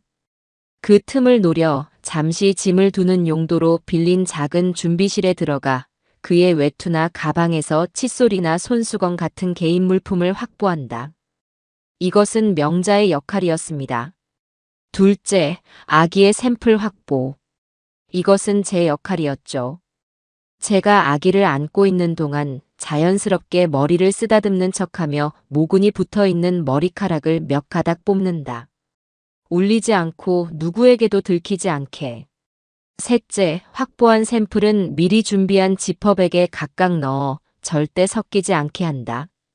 모든 계획이 세워졌고 약속의 날이 밝았습니다. 저는 명자와 함께 백화점에 들러 아기 옷과 금반지를 사고 가장 온화하고 인자해 보이는 옷으로 골라 입었습니다. 거울 앞에 선 제 모습은 영락없는 자상한 할머니였죠. 그 가면 뒤에 칼을 품고 있다는 사실을 아는 사람은 아무도 없었습니다. 백일 잔치가 열리는 호텔 연회장에 도착하니 이미 양가 식구들이 모여 있었습니다. 저와 명자를 본 다혜는 잠시 당황하는 듯 했지만 이내 완벽한 미소를 지으며 저희를 맞이했어요. 어머님 오셨어요. 어머, 옆에 분은 내 오랜 친구야. 우리 하늘이 100일이라고 해서 같이 선물 사서 왔어. 아, 그러시구나. 안녕하세요. 다혜는 명자에게 예의 바르게 인사를 건넸지만 그 눈빛은 우리를 탐색하고 경계하고 있었습니다. 지태는 저를 보고도 못 본 척 시선을 피했어요. 그 서먹한 분위기 속에서 저는 준비해온 연기를 시작했습니다. 아이고, 우리 강아지. 할미 왔다. 그새 또 컸네. 저는 다혜가 안고 있는 아기에게 다가가 세상에서 가장 사랑스럽다는 표정으로 아이를 받아 안았습니다. 아이는 절 보고 방긋 웃었어요. 그 순수한 웃음에 잠시 가슴이 아려왔지만 저는 마음을 다잡았습니다. 식사가 시작되고 어색한 대화가 오가는 동안 저와 명자는 눈빛으로 사인을 주고받으며 때를 기다렸습니다. 드디어 기회가 왔어요. 지태가 와인을 마시다가 셔츠에 흘리는 실수를 했고 닦으러 화장실에 간다며 자리에서 일어났습니다. 그가 연회장을 나서자마자 명자가 큰 소리로 외쳤습니다. 어머나 사부인.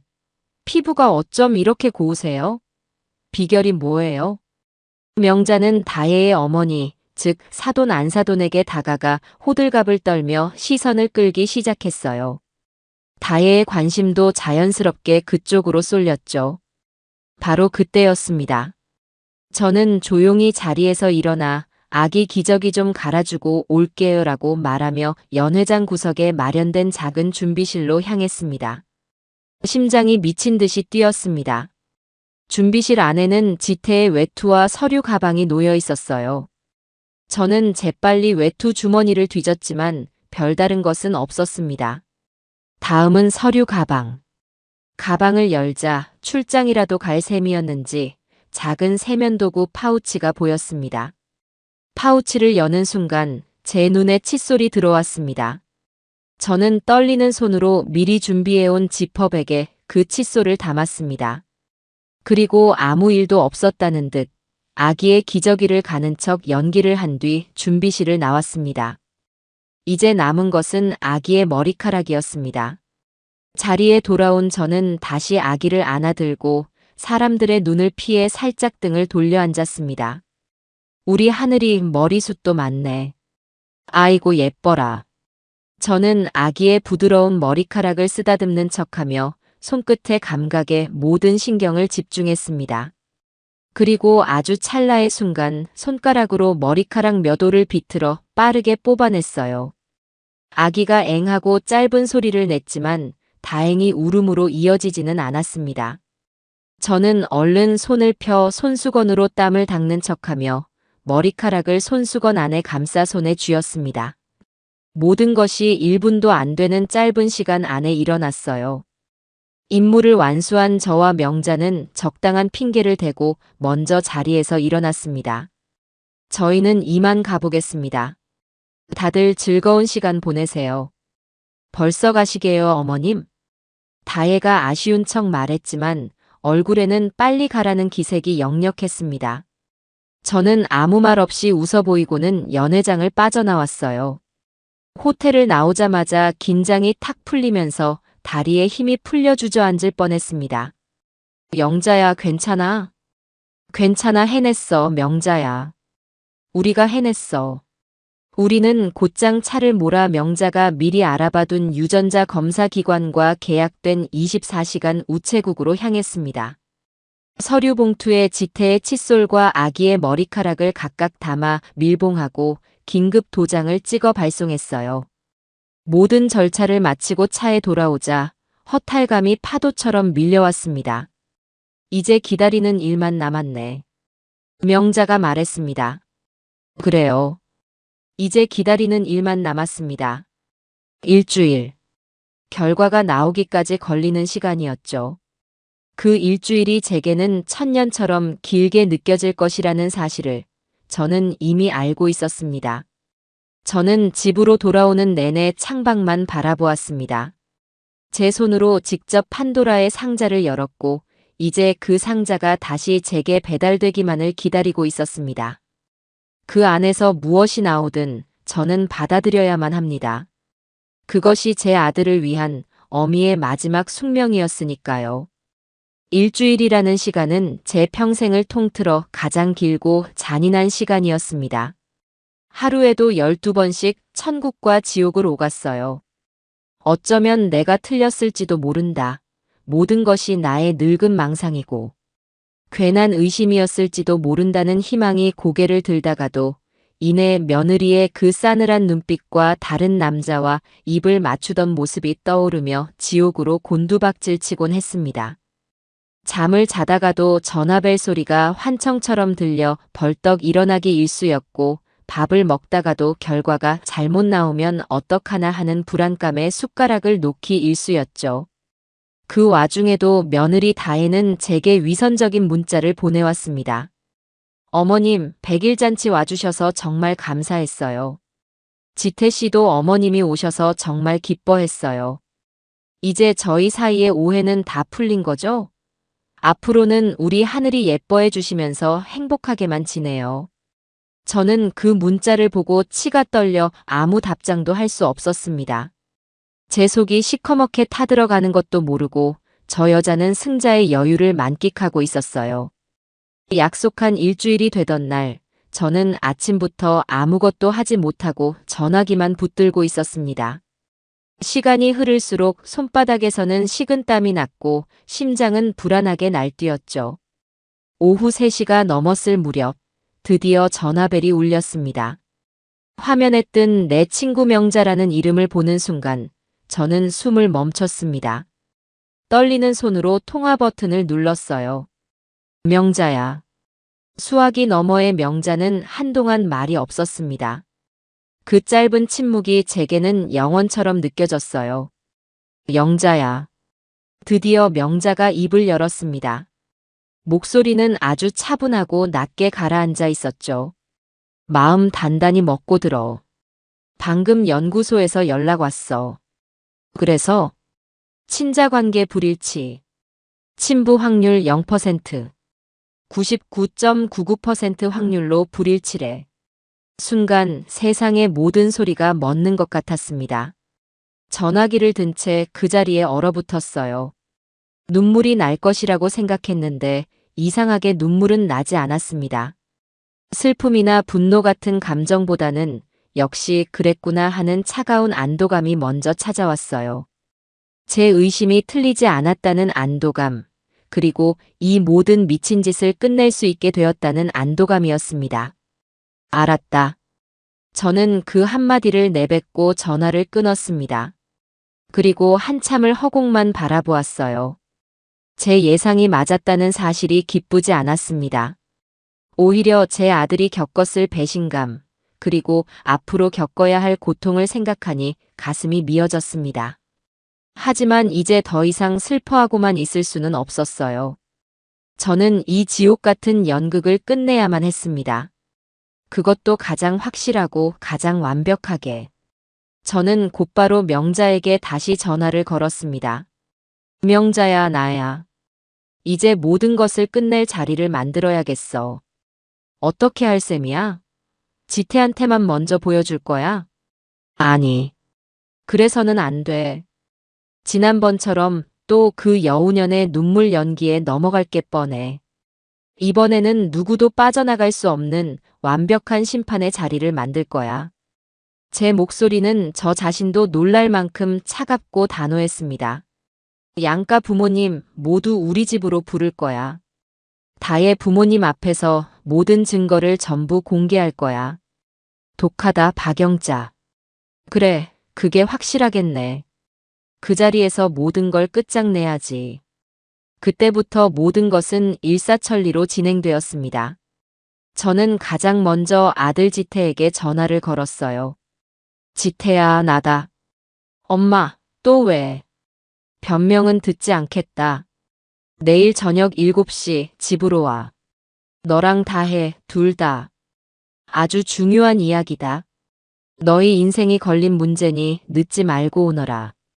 제 목소리에는 이전과 다른 서늘한 위압감이 서려 있었나 봅니다. 지태는 아무 말도 하지 못하고 제 말을 듣고만 있었어요. 만약 오지 않는다면 내가 이 서류들을 들고 너희 회사와 사돈댁댁으로 직접 찾아가는 수밖에 없다. 선택은 너희가 해라. 저는 제 손에 들린 유전자 검사 결과서를 내려다보며 말했습니다. 그것은 이제 단순한 종이가 아니라 모든 것을 끝낼 수 있는 막강한 무기였습니다. 다음으로 저는 사돈댁, 즉 다혜의 아버지에게 전화를 걸었습니다. 생전 처음 거는 전화였죠. 안녕하십니까, 사돈어른. 하늘이 할머니 박영자입니다. 아, 예, 사부인. 어쩐 일이십니까? 다름이 아니오라. 내일 저녁 저희 집에서 잠시 뵈었으면 합니다. 아이들 장래에 관한 아주 중요한 문제라서 꼭 두 분이 함께 와주셨으면 합니다. 제 정중하면서도 단호한 말투의 사돈어른은 잠시 당황하는 듯 했지만 이내 알겠다고 대답했습니다. 모든 준비는 끝났습니다. 저는 명자와 함께 밤새도록 거실을 치우고 모든 증거 자료들을 순서대로 정리했습니다. 유전자 검사 결과서 원본, 다혜와 김주혁이 함께 찍힌 사진들, 그리고 결정적으로 제가 미리 녹음해 두었던 백화점에서 자기와 통화하던 다혜의 목소리가 담긴 녹음 파일까지. 모든 것을 완벽하게 준비해 놓고 심판의 날을 기다렸습니다.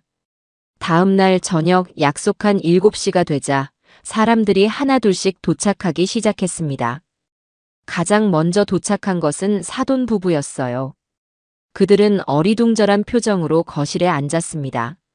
잠시 후 지태와 다혜가 굳은 얼굴로 들어섰습니다.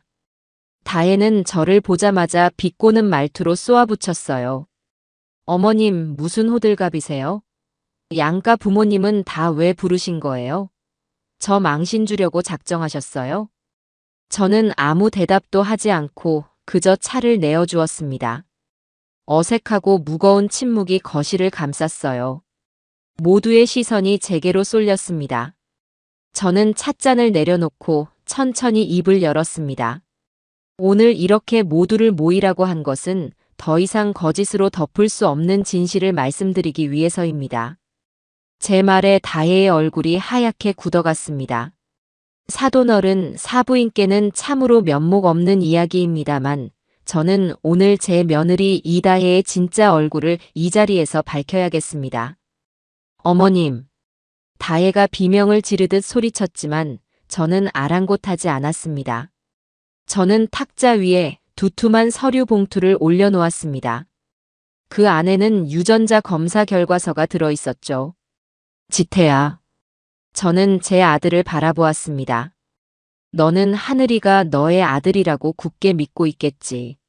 하지만 이 어미는 도저히 그럴 수가 없었다. 너는 AB형, 다혜는 B형. 그런데 하늘이는 O형. 이것이 과학적으로 불가능하다는 사실을 나만 알고 있었기 때문이다. 제 말이 끝나자 사돈 부부의 얼굴에도 당혹감이 서렸습니다. 그들도 기본적인 혈액형 상식은 알고 있었던 것이죠. 그래서 저는 확인을 했습니다. 저는 서류 봉투를 열어 그 안에서 유전자 검사 결과서 한 장을 꺼내 들었습니다. 이것이 과학이 말해주는 진실이다.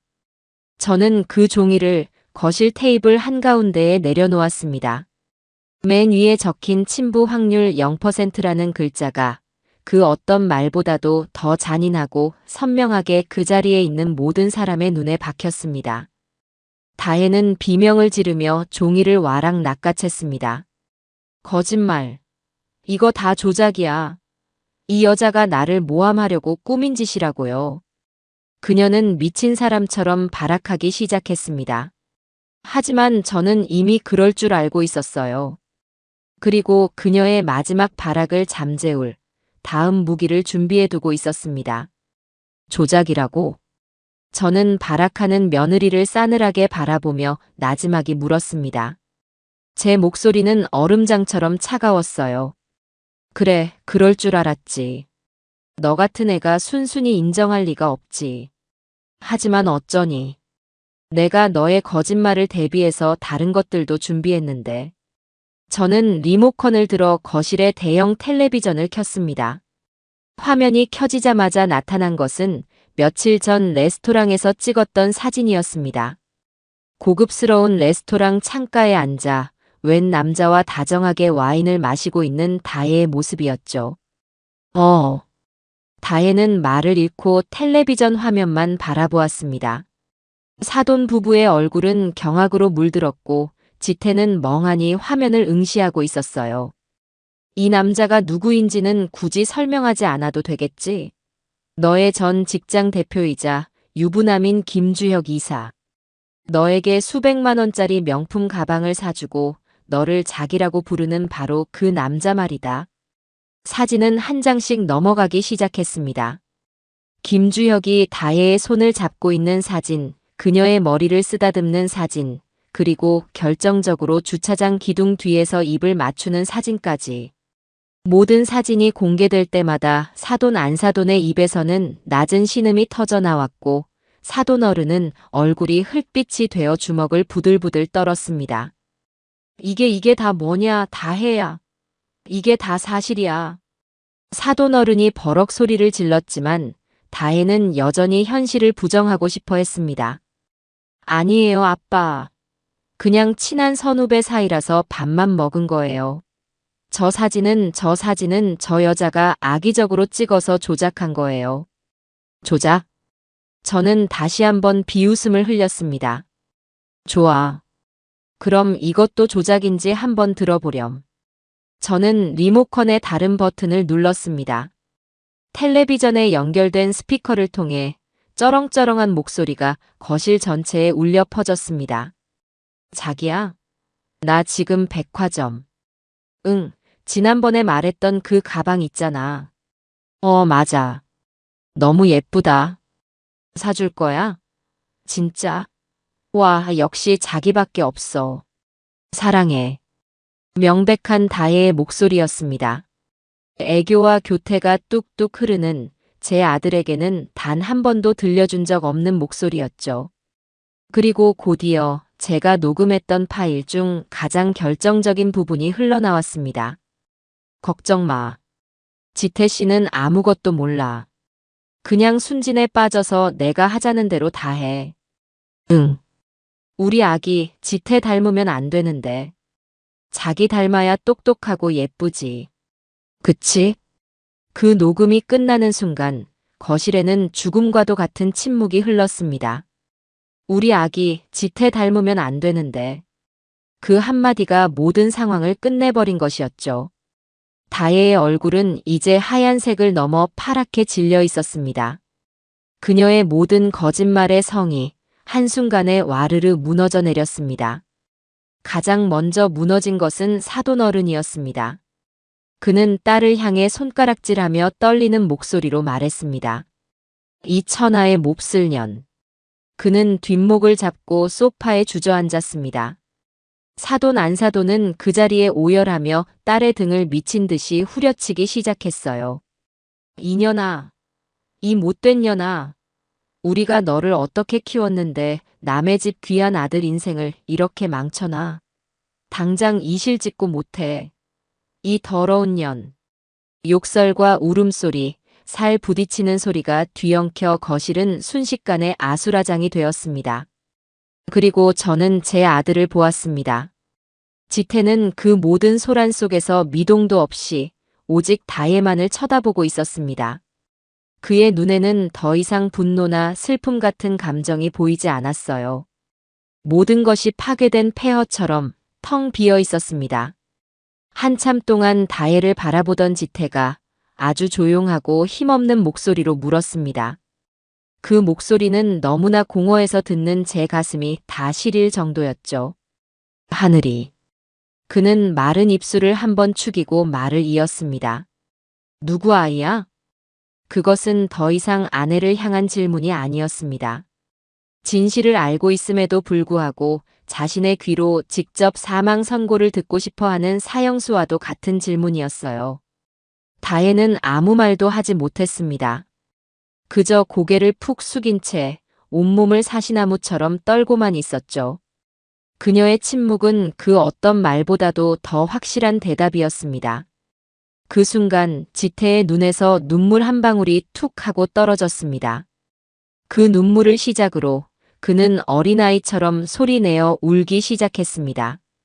자신이 사랑했던 아내에 대한 배신감, 자신의 아이인 줄 알았던 아기에 대한 상실감, 그리고 진실을 외면한 채 저를 원망했던 자신에 대한 자책감이 뒤섞인 처절한 울음이었습니다. 저는 조용히 아들에게 다가가 그의 등을 쓸어주었습니다.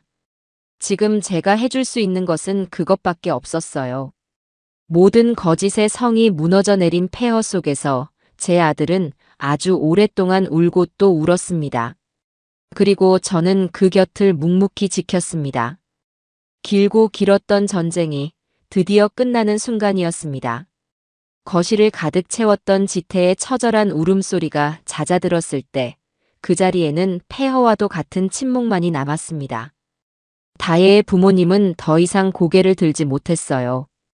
사돈어른은 닳고 다른 세상 풍파를 다 겪은 얼굴에 짙은 수치심을 새긴 채 입을 굳게 다물었고 안사돈은 퉁퉁 부은 눈으로 딸의 팔을 붙들고 있었죠. 그들의 손에 이끌려 넋이 나간 사람처럼 끌려나가는 다혜는 마지막까지 제 아들이 아닌 저를 쏘아보더군요. 그 눈빛에는 원망과 도끼만이 가득했습니다. 자신의 잘못을 인정하기보다는 그 모든 것을 밝혀낸 저를 저주하고 있었어요. 저는 그 눈빛을 피하지 않고 똑바로 마주했습니다. 그래, 마음껏 나를 원망해라. 너 같은 악마에게서 내 아들을 구해낼 수만 있다면 나는 평생 악역이라도 하겠다.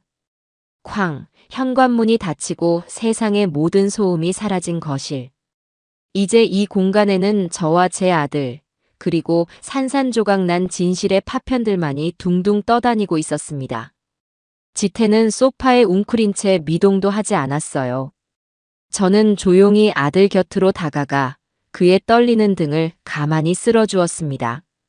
지금은 그 어떤 위로의 말도 아들에게는 들리지 않을 겁니다. 사랑했던 아내의 배신, 친자식이라 믿었던 아이의 부정, 그리고 그 모든 진실을 외면한 채 어머니를 원망했던 자신에 대한 자책감. 그 모든 감정의 무게가 제 아들을 짓누르고 있다는 것을 저는 너무나 잘 알고 있었습니다. 지금 제가 할 수 있는 유일한 일은 그저 이 고통의 시간을 아들 혼자 감당하지 않도록 곁을 지켜주는 것 뿐이었어요. 그날 밤 지태는 자신의 옛 방으로 들어가 문을 걸어 잠갔습니다. 저는 밤새 뜬 눈으로 아들의 방문 앞을 서성였습니다. 방 안에서는 아무 소리도 들려오지 않았어요.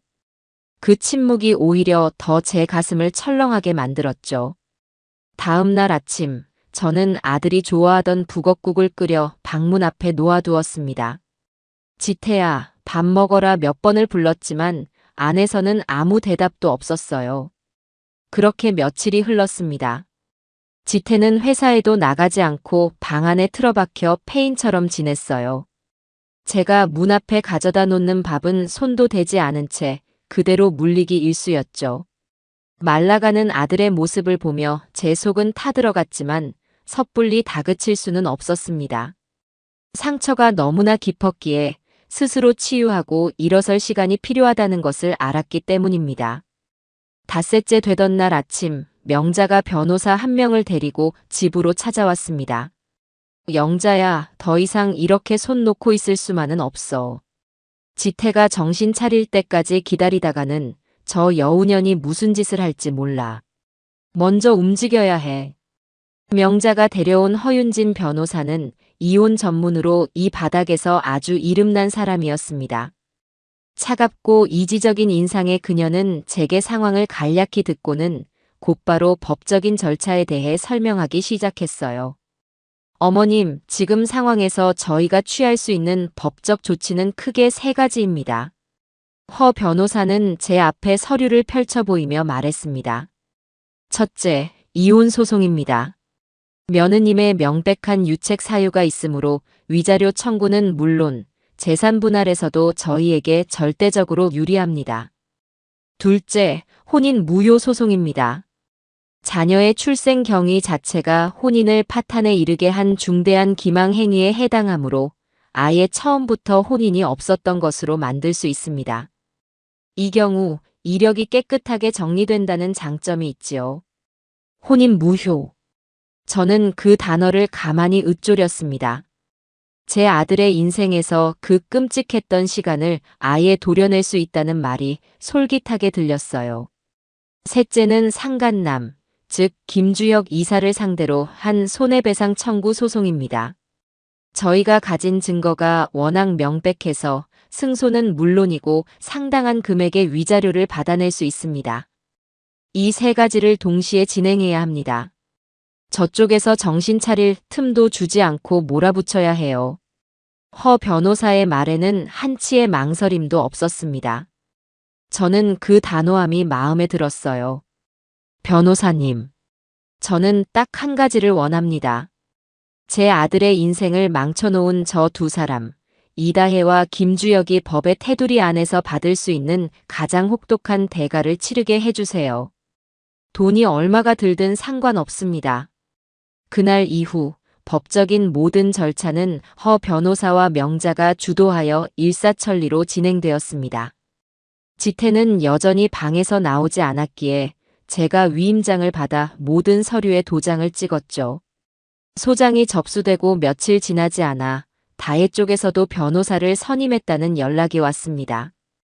그들의 첫 번째 요구는 어처구니가 없었어요. 성격 차이로 인한 이혼에 동의하며 아이의 양육권은 엄마인 이다혜가 갖고 지태는 양육비를 지급하라는 내용이었습니다. 마지막까지 뻔뻔한 그들의 태도에 실소가 터져나왔습니다. 아직 상황 파악이 안 되나 보군요. 허 변호사는 코웃음을 치며 말했습니다. 좋습니다. 그렇다면 저희는 전공법으로 나가겠습니다. 어머님, 이제 사돈댁을 한번 찾아뵈어야 할 것 같습니다. 다음 날 저는 명자와 함께 다혜의 친정집으로 향했습니다. 초인종을 누르자 며칠 사이에 10년은 늙어버린 듯한 안사돈이 문을 열어주었습니다. 그녀는 저를 보자마자 고개를 숙이며 눈물부터 글썽였어요. 사부인 정말 면목이 없습니다. 집 안으로 들어서니 사돈 어른이 무거운 표정으로 앉아 있었습니다. 저는 그들 앞에 앉아 차갑고 사무적인 목소리로 입을 열었습니다. 사돈 어른, 사부인. 제가 오늘 찾아온 것은 두 분을 원망하거나 탓하기 위함이 아닙니다. 이 문제를 어떻게 하면 가장 조용하고 신속하게 정리할 수 있을지 마지막으로 논의하기 위해 왔습니다. 저는 허 변호사가 준비해준 서류 봉투를 테이블 위에 올려놓았습니다. 이다혜는 지금 상황의 심각성을 전혀 인지하지 못하고 있는 것 같습니다. 저희는 이 시간부로 혼인 무효 소송과 친생자 관계 부존재 확인 소송, 그리고 김주혁 씨를 상대로 한 상간남 소송을 동시에 진행할 겁니다. 그렇게 되면 이 모든 사실이 세상에 알려지게 되겠지요. 언론은 이런 이야기를 아주 좋아하니까요. KPD 홀딩스 김주혁 이사의 추악한 스캔들, 한 가정을 파탄낸 파렴치한 불륜 행각. 아주 자극적이고 좋은 기사거리가 되지 않겠습니까? 제 말에 사돈 부부의 얼굴이 하얗게 질렸습니다. 가문의 명예를 목숨처럼 여기는 사람들이라는 것을 저는 알고 있었어요. 그렇게 되면 김주혁 씨의 가정도 온전하지 못할 겁니다. 그 부인이 어떤 사람인지는 모르겠지만 남편의 불륜 사실과 숨겨둔 아이의 존재까지 알게 되면 가만히 있지는 않겠지요. 원하시는 게 뭡니까? 사돈 어른이 마른 입술을 떼며 물었습니다. 제가 원하는 것은 단 하나입니다. 제 아들이 받은 상처에 대한 정당한 보상, 그리고 이다혜와 그 아이가 제 아들의 인생에서 완벽하게 사라지는 것입니다. 저는 요구 조건을 분명히 밝혔습니다. 지태가 결혼 생활 동안 다혜에게 사주었던 모든 명품과 귀금속의 반환, 결혼 자금으로 지원했던 전세금 전액 반환, 그리고 정신적 피해 보상금으로 거액의 위자료.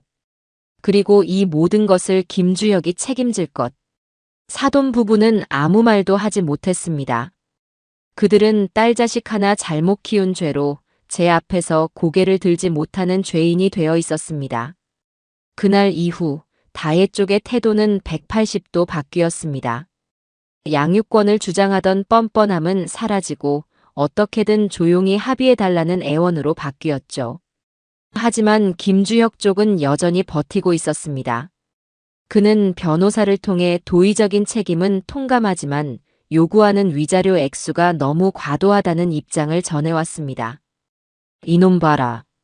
아직도 자기가 갑인 줄 아네. 명자가 기가 막힌다는 듯 말했습니다. 영자야, 이제 마지막 카드를 쓸 때가 된 것 같아.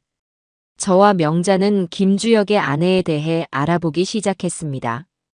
그녀는 유명 사학재단 이사장의 외동딸로 그녀 집안의 재력이 김주혁의 사업에 큰 미천이 되었다는 사실을 알아내는 것은 어렵지 않았습니다. 명자는 그녀가 자주 가는 갤러리와 골프 클럽까지 알아냈어요. 직접 만날 필요도 없어. 괜히 우리만 시끄러워질 수 있으니. 그냥 작은 선물 하나만 보내주자고. 명자는 비릿한 미소를 지었습니다. 우리는 다혜와 김주혁이 주차장에서 입을 맞추는 사진 중 가장 선명한 것을 골라 고급 봉투에 넣었습니다. 그리고 그 어떤 발신 정보도 없이 김주혁 아내의 사무실 주소로 그 편지를 보냈습니다. 결과는 그야말로 즉효성이었습니다. 편지가 도착한 지 하루 만에 김주혁의 변호사로부터 다급한 연락이 왔습니다. 저희가 요구한 모든 조건을 군말 없이 받아들이겠다는 것이었죠. 심지어 지태의 변호사 비용까지 모두 책임지겠다고 했습니다. 그는 자신의 가정이 풍비박산 나는 것을 막기 위해 돈으로 이 문제를 덮으려고 한 것이었습니다. 모든 합의가 끝나고 법원에서 최종적으로 서류에 도장을 찍던 날, 법원 복도에서 다혜와 마주쳤습니다. 그녀는 잔뜩 수척해진 얼굴로 저를 노려보았어요. 이제 속이 시원해? 그럼. 아주 시원하다. 저는 조금의 망설임도 없이 대답했습니다. 너는 내 욕심 때문에 한 사람의 인생을 송두리째 망가뜨렸어.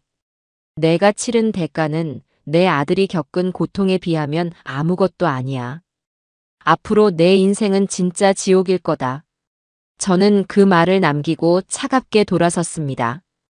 뒤에서 무어라 소리치는 것 같았지만 돌아보지 않았습니다. 그렇게 길고 지독했던 악연의 마지막 페이지가 닫혔습니다. 제 손에는 제 아들의 망가진 인생을 조금이나마 보상받을 수 있는 두둑한 위자료와 합의서가 들려 있었습니다.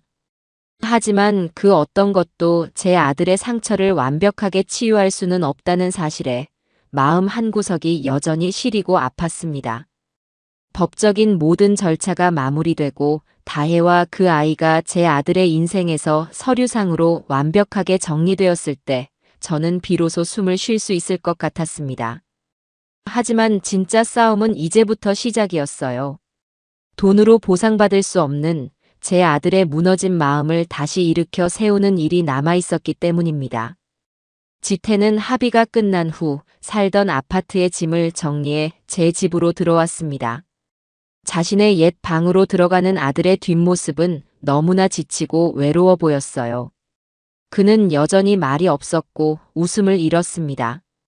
텅 빈 눈으로 창밖을 바라보거나 하루 종일 잠만 자는 날이 계속되었죠.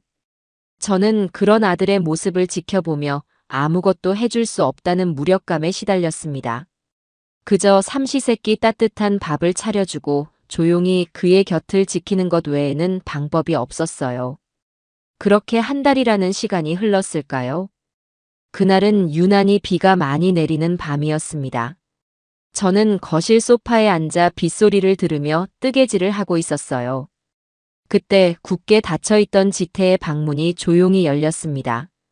한 달 만에 제 앞에 모습을 드러낸 아들은 제가 알던 아들이 아니었어요. 깡마른 얼굴에 퀭한 눈, 덥수룩하게 자란 수염까지. 마치 폭풍우를 온몸으로 맞은 난파선의 선장 같았습니다. 지태는 제 앞으로 다가와 아무 말 없이 털썩 무릎을 꿇었습니다. 지태야, 어머니. 아들은 고개를 푹 숙인 채 아주 작은 목소리로 저를 불렀습니다. 죄송해요. 그 한마디에 그동안 억눌러왔던 모든 감정이 터져나왔습니다. 제가 어리석었어요. 어머니 말씀을 믿었어야 했는데 제가 눈이 멀어서 귀가 멀어서 어머니 가슴에 대못을 박았어요. 죄송합니다. 정말 죄송합니다. 지태는 어린아이처럼 바닥에 엎드려 오열하기 시작했습니다. 그동안 쌓아왔던 모든 슬픔과 후회, 미안함을 토해내는 울음이었습니다. 저는 그런 아들을 보며 함께 울었습니다. 뜨개질하던 실뭉치가 바닥으로 굴러떨어졌어요. 저는 아들에게 다가가 그의 등을 가만히 안아주었습니다. 아니다, 아들아. 다 지난 일이다. 너의 잘못이 아니야. 그저 아주 나쁜 사람을 만났을 뿐이다. 아니에요. 제 잘못이에요. 어머니를 믿지 못한 제 잘못이에요. 당신 같은 엄마는 필요 없다고 제가 그런 못된 말을. 괜찮다. 다 괜찮아. 이 애미는 다 이해한다.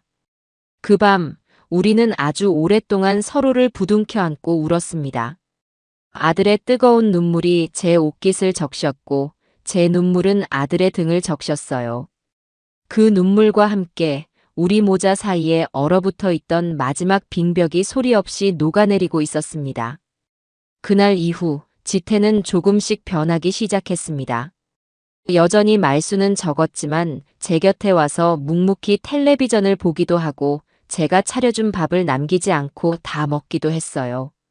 저는 아들이 다시 세상으로 나올 준비를 하고 있다는 것을 느낄 수 있었습니다. 주말에는 함께 아들이 살던 아파트에 남은 짐을 정리하러 갔습니다. 현관문을 열자 집 안가득히 남아있는 다혜의 흔적과 아기용품들이 제 아들의 상처를 다시 헤집는 것 같았어요. 지태는 아기 침대 앞에 서서 한참 동안 말이 없었습니다. 그 아이는 어떻게 살까요, 엄마? 아주 오랜만에 지태가 먼저 그 아이에 대한 이야기를 꺼냈습니다. 잘 살 거다. 제 어미와 제 진짜 애비 밑에서. 저는 일부러 담담하게 말했습니다. 그래도 가끔은 보고 싶을 것 같아요. 제 아들인 줄 알았던 시간들이 전부 거짓말 같지가 않아서. 지태야. 저는 아들의 어깨를 잡고 그의 눈을 똑바로 바라보았습니다. 그 아이는 죄가 없지. 하지만 그 아이는 너의 상처 그 자체다. 그 아이를 볼 때마다 너는 배신의 기억을 떠올릴 거고 평생을 고통 속에서 살게 될 거야. 모질게 들릴지 모르겠지만 우리는 그 아이를 완벽하게 잊어야만 한다. 그것이 너를 위한 길이고 어쩌면 그 아이를 위한 길이기도 해. 지태는 제 말을 가만히 듣더니 조용히 고개를 끄덕였습니다. 그는 결심한 듯 아기 침대를 비롯한 모든 아기용품들을 하나씩 분해하기 시작했습니다. 우리는 그날 집안에 있던 모든 물건들을 버리거나 기부단체에 보냈습니다. 그 집을 완전히 비우고 문을 잠그고 나왔을 때 지태는 마치 무거운 갑옷을 벗어 던진 사람처럼 한결 가벼워 보였어요. 저는 아들의 기분 전환을 위해 함께 여행을 떠나기로 했습니다. 목적지는 동해의 한적한 바닷가 마을이었어요. 우리는 며칠 동안 그곳에 머물며 아무 생각 없이 걷고 먹고 바다를 바라보았습니다. 지태는 오랜만에 낚싯대를 들이우기도 하고 제가 해주는 매운탕을 먹으며 드물게 웃음을 보이기도 했어요. 여행 마지막 날 새벽, 우리는 함께 일출을 보기 위해 바닷가로 나갔습니다. 수평선 너머로 붉은 기운이 서서히 번지기 시작했고 이내 장엄한 태양이 모습을 드러냈어요. 세상을 온통 황금빛으로 물들이는 그 광경을 보며 지태가 나지막이 말했습니다. 엄마, 고맙습니다. 뭐가? 저를 포기하지 않아 주셔서요. 만약 엄마가 아니었다면 저는 아직도 그 지옥 속에서 웃고 있었을 거예요. 애미가 자식을 포기하는 법이 세상에 어디 있니? 저는 떠오르는 태양을 보며 미소 지었습니다. 제 아들은 아주 긴 밤을 지나 이제 막 새로운 아침을 맞이하고 있었습니다. 그 아침을 맞이하기까지 너무나 아프고 고단했지만 그 시련은 제 아들을 더욱 단단하고 성숙한 사람으로 만들어줄 것이라고 믿었어요. 우리 모자의 상처는 아직 다 아물지 않았지만 이제는 함께 그 상처를 보듬고 새로운 삶을 살아갈 용기가 생겼습니다. 떠오르는 태양은 마치 우리의 미래를 축복해주는 것 같았어요. 동해 여행에서 돌아온 후 우리의 일상은 놀라울 정도로 평온해졌습니다. 지태는 다시 회사에 나가기 시작했고 이전보다 훨씬 더 일에 몰두했어요. 커다란 시련을 겪고 난 사람 특유의 깊이와 단단함이 아들의 눈빛과 태도에서 느껴졌습니다. 더 이상 순진하고 물러터진 제 아들이 아니었어요. 그는 사람을 대할 때 신중해졌고 자신의 의견을 분명하게 표현할 줄 아는 어른이 되어 있었습니다. 몇 달이 흐른 어느 날 오후 명자가 신이 난 얼굴로 저희 집에 들이닥쳤습니다. 손에는 제가 좋아하는 족발까지 들고서요. 박영자, 내가 아주 그냥 속이 뻥 뚫리는 사이다 같은 소식을 가져왔다. 명자는 식탁에 족발을 펼쳐놓으며 호들갑을 떨었습니다. 무슨 소식인데 그래? 그것들. 이다혜랑 김주혁. 그 두 년놈들 소식. 명자는 정보망을 통해 그들의 근황을 알아냈다고 했습니다. 그녀의 이야기는 그야말로 통쾌함 그 자체였죠. 먼저 김주혁. 그의 아내는 결코 만만한 여자가 아니었습니다. 남편의 불륜 사실과 숨겨둔 아이의 존재를 알게 된 그녀는 조용히 이혼을 진행하면서도 철저하게 복수를 감행했다고 해요. 남편의 모든 재산을 쥐고 있던 그녀는 위자료 명목으로 그의 회사 지분과 부동산 대부분을 회수했고 사학재단 이사장이었던 그녀의 아버지는 재계에 압력을 넣어 김주혁을 대표 자리에서 끌어내렸다고 합니다. 한순간에 돈과 명예, 가정을 모두 잃은 김주혁은 지금 거의 빈털터리 신세로 전락했다는 것이었어요. 이다혜의 소식은 더욱 비참했습니다. 김주혁에게서 버림받은 그녀는 지태에게서 받은 위자료마저도 친정 부모에게 빼앗기다시피 했다고 해요. 딸 자식의 망측한 스캔들 때문에 동네에서 얼굴도 못 들고 다니게 된 그녀의 부모가 이 모든 게 너 때문에 들어간 돈이라며 위자료를 자신들의 빚을 갚는 데 써버렸다는 겁니다. 결국 다혜는 아이를 데리고 친정에서도 내쫓겨 변두리의 낡고 작은 월세방에서 아주 어렵게 살고 있다는 소식이었습니다. 화려했던 명품 옷은 다 사라지고 초췌하고 찌든 얼굴로 마트에서 아르바이트하는 모습을 동네 사람에게 목격당하기도 했다더군요. 쌤통이지? 아주 고소해 죽겠다. 명자는 족발을 뜯으며 박장대소를 했습니다. 저 역시 그 소식을 들으니 막혔던 속이 확 뚫리는 기분이었어요. 인과응보. 결국 세상은 뿌린 대로 거두는 법이었습니다. 시간은 계속 흘렀고 지태는 놀라울 정도로 자신의 삶을 잘 꾸려나가고 있었습니다. 그는 주말마다 등산을 다니며 건강을 되찾았고 새로운 사람들과 어울리며 웃음을 되찾았어요. 그러던 어느 날 아들이 제게 조심스럽게 말을 꺼냈습니다. 엄마, 주말에 시간 괜찮으세요? 같이 식사하고 싶은 사람이 있어서요. 저는 아들의 얼굴에 떠오른 수줍은 미소를 보고 모든 것을 직감했습니다. 아들에게 새로운 인연이 찾아온 것이었죠. 약속 장소에 나가보니 그곳에는 아주 참하고 선한 인상의 아가씨가 앉아 있었습니다. 자신을 초등학교 교사라고 소개한 그녀는 화려하지는 않지만 단정하고 따뜻한 분위기를 풍기는 사람이었어요. 식사를 하는 내내 저를 살뜰히 챙기고 지태의 말에 귀 기울이며 환하게 웃어주는 모습을 보니 제 마음도 덩달아 따뜻해졌습니다. 다혜와는 모든 것이 정반대인 사람이었죠. 집으로 돌아오는 길에 지태가 물었습니다. 엄마, 어떠셨어요? 참 좋은 아가씨더라. 너한테 과분할 만큼. 제 말에 아들이 오랜만에 어린아이처럼 환하게 웃었습니다. 그 웃음을 보는 순간 저는 비로소 완벽한 평화를 느꼈습니다. 이제 제 아들은 정말로 괜찮아진 것이었습니다. 이 모든 폭풍이 지나가고 1년이 흐른 오늘. 저는 여느 때와 같이 평온한 오후를 보내고 있습니다. 거실에는 지태와 그 좋은 아가씨의 결혼 사진이 새로 놓였습니다. 사진 속에서 활짝 웃고 있는 아들의 모습을 보면 지난날의 그 끔찍했던 시간들이 마치 먼 전생의 일처럼 느껴져요. 가끔은 생각합니다. 만약 그때 제가 모든 것을 모른 척 덮어두었다면 어땠을까? 아마 제 아들은 지금도 거짓된 행복 속에서 기생충 같은 여자에게 모든 것을 빨아먹히며 살고 있었을 겁니다. 진실을 마주하는 것은 고통스러웠지만 그 고통의 시간을 견뎌냈기에 지금의 평화를 얻을 수 있었습니다. 저는 부엌으로 가 냉장고에서 시원한 음료수 한 병을 꺼냈습니다. 컵에 따르자 치익하는 소리와 함께 시원한 탄산 기포가 힘차게 솟아올랐어요. 저는 그 컵을 들어 한 모금 크게 들이켰습니다. 목구멍을 타고 흐르는 짜릿한 청량감에 지난 세월의 그 모든 응어리가 속 시원히 씻겨 내려가는 기분이었습니다. 가끔은 생각합니다. 만약 그때 제가 모든 것을 모른 척 덮어두었다면 어땠을까? 아마 제 아들은 지금도 거짓된 행복 속에서 기생충 같은 여자에게 모든 것을 빨아먹히며 살고 있었을 겁니다. 진실을 마주하는 것은 고통스러웠지만 그 고통의 시간을 견뎌냈기에 지금의 평화를 얻을 수 있었습니다. 부엌 창으로 쏟아지는 햇살이 유난히 따스하게 느껴졌습니다.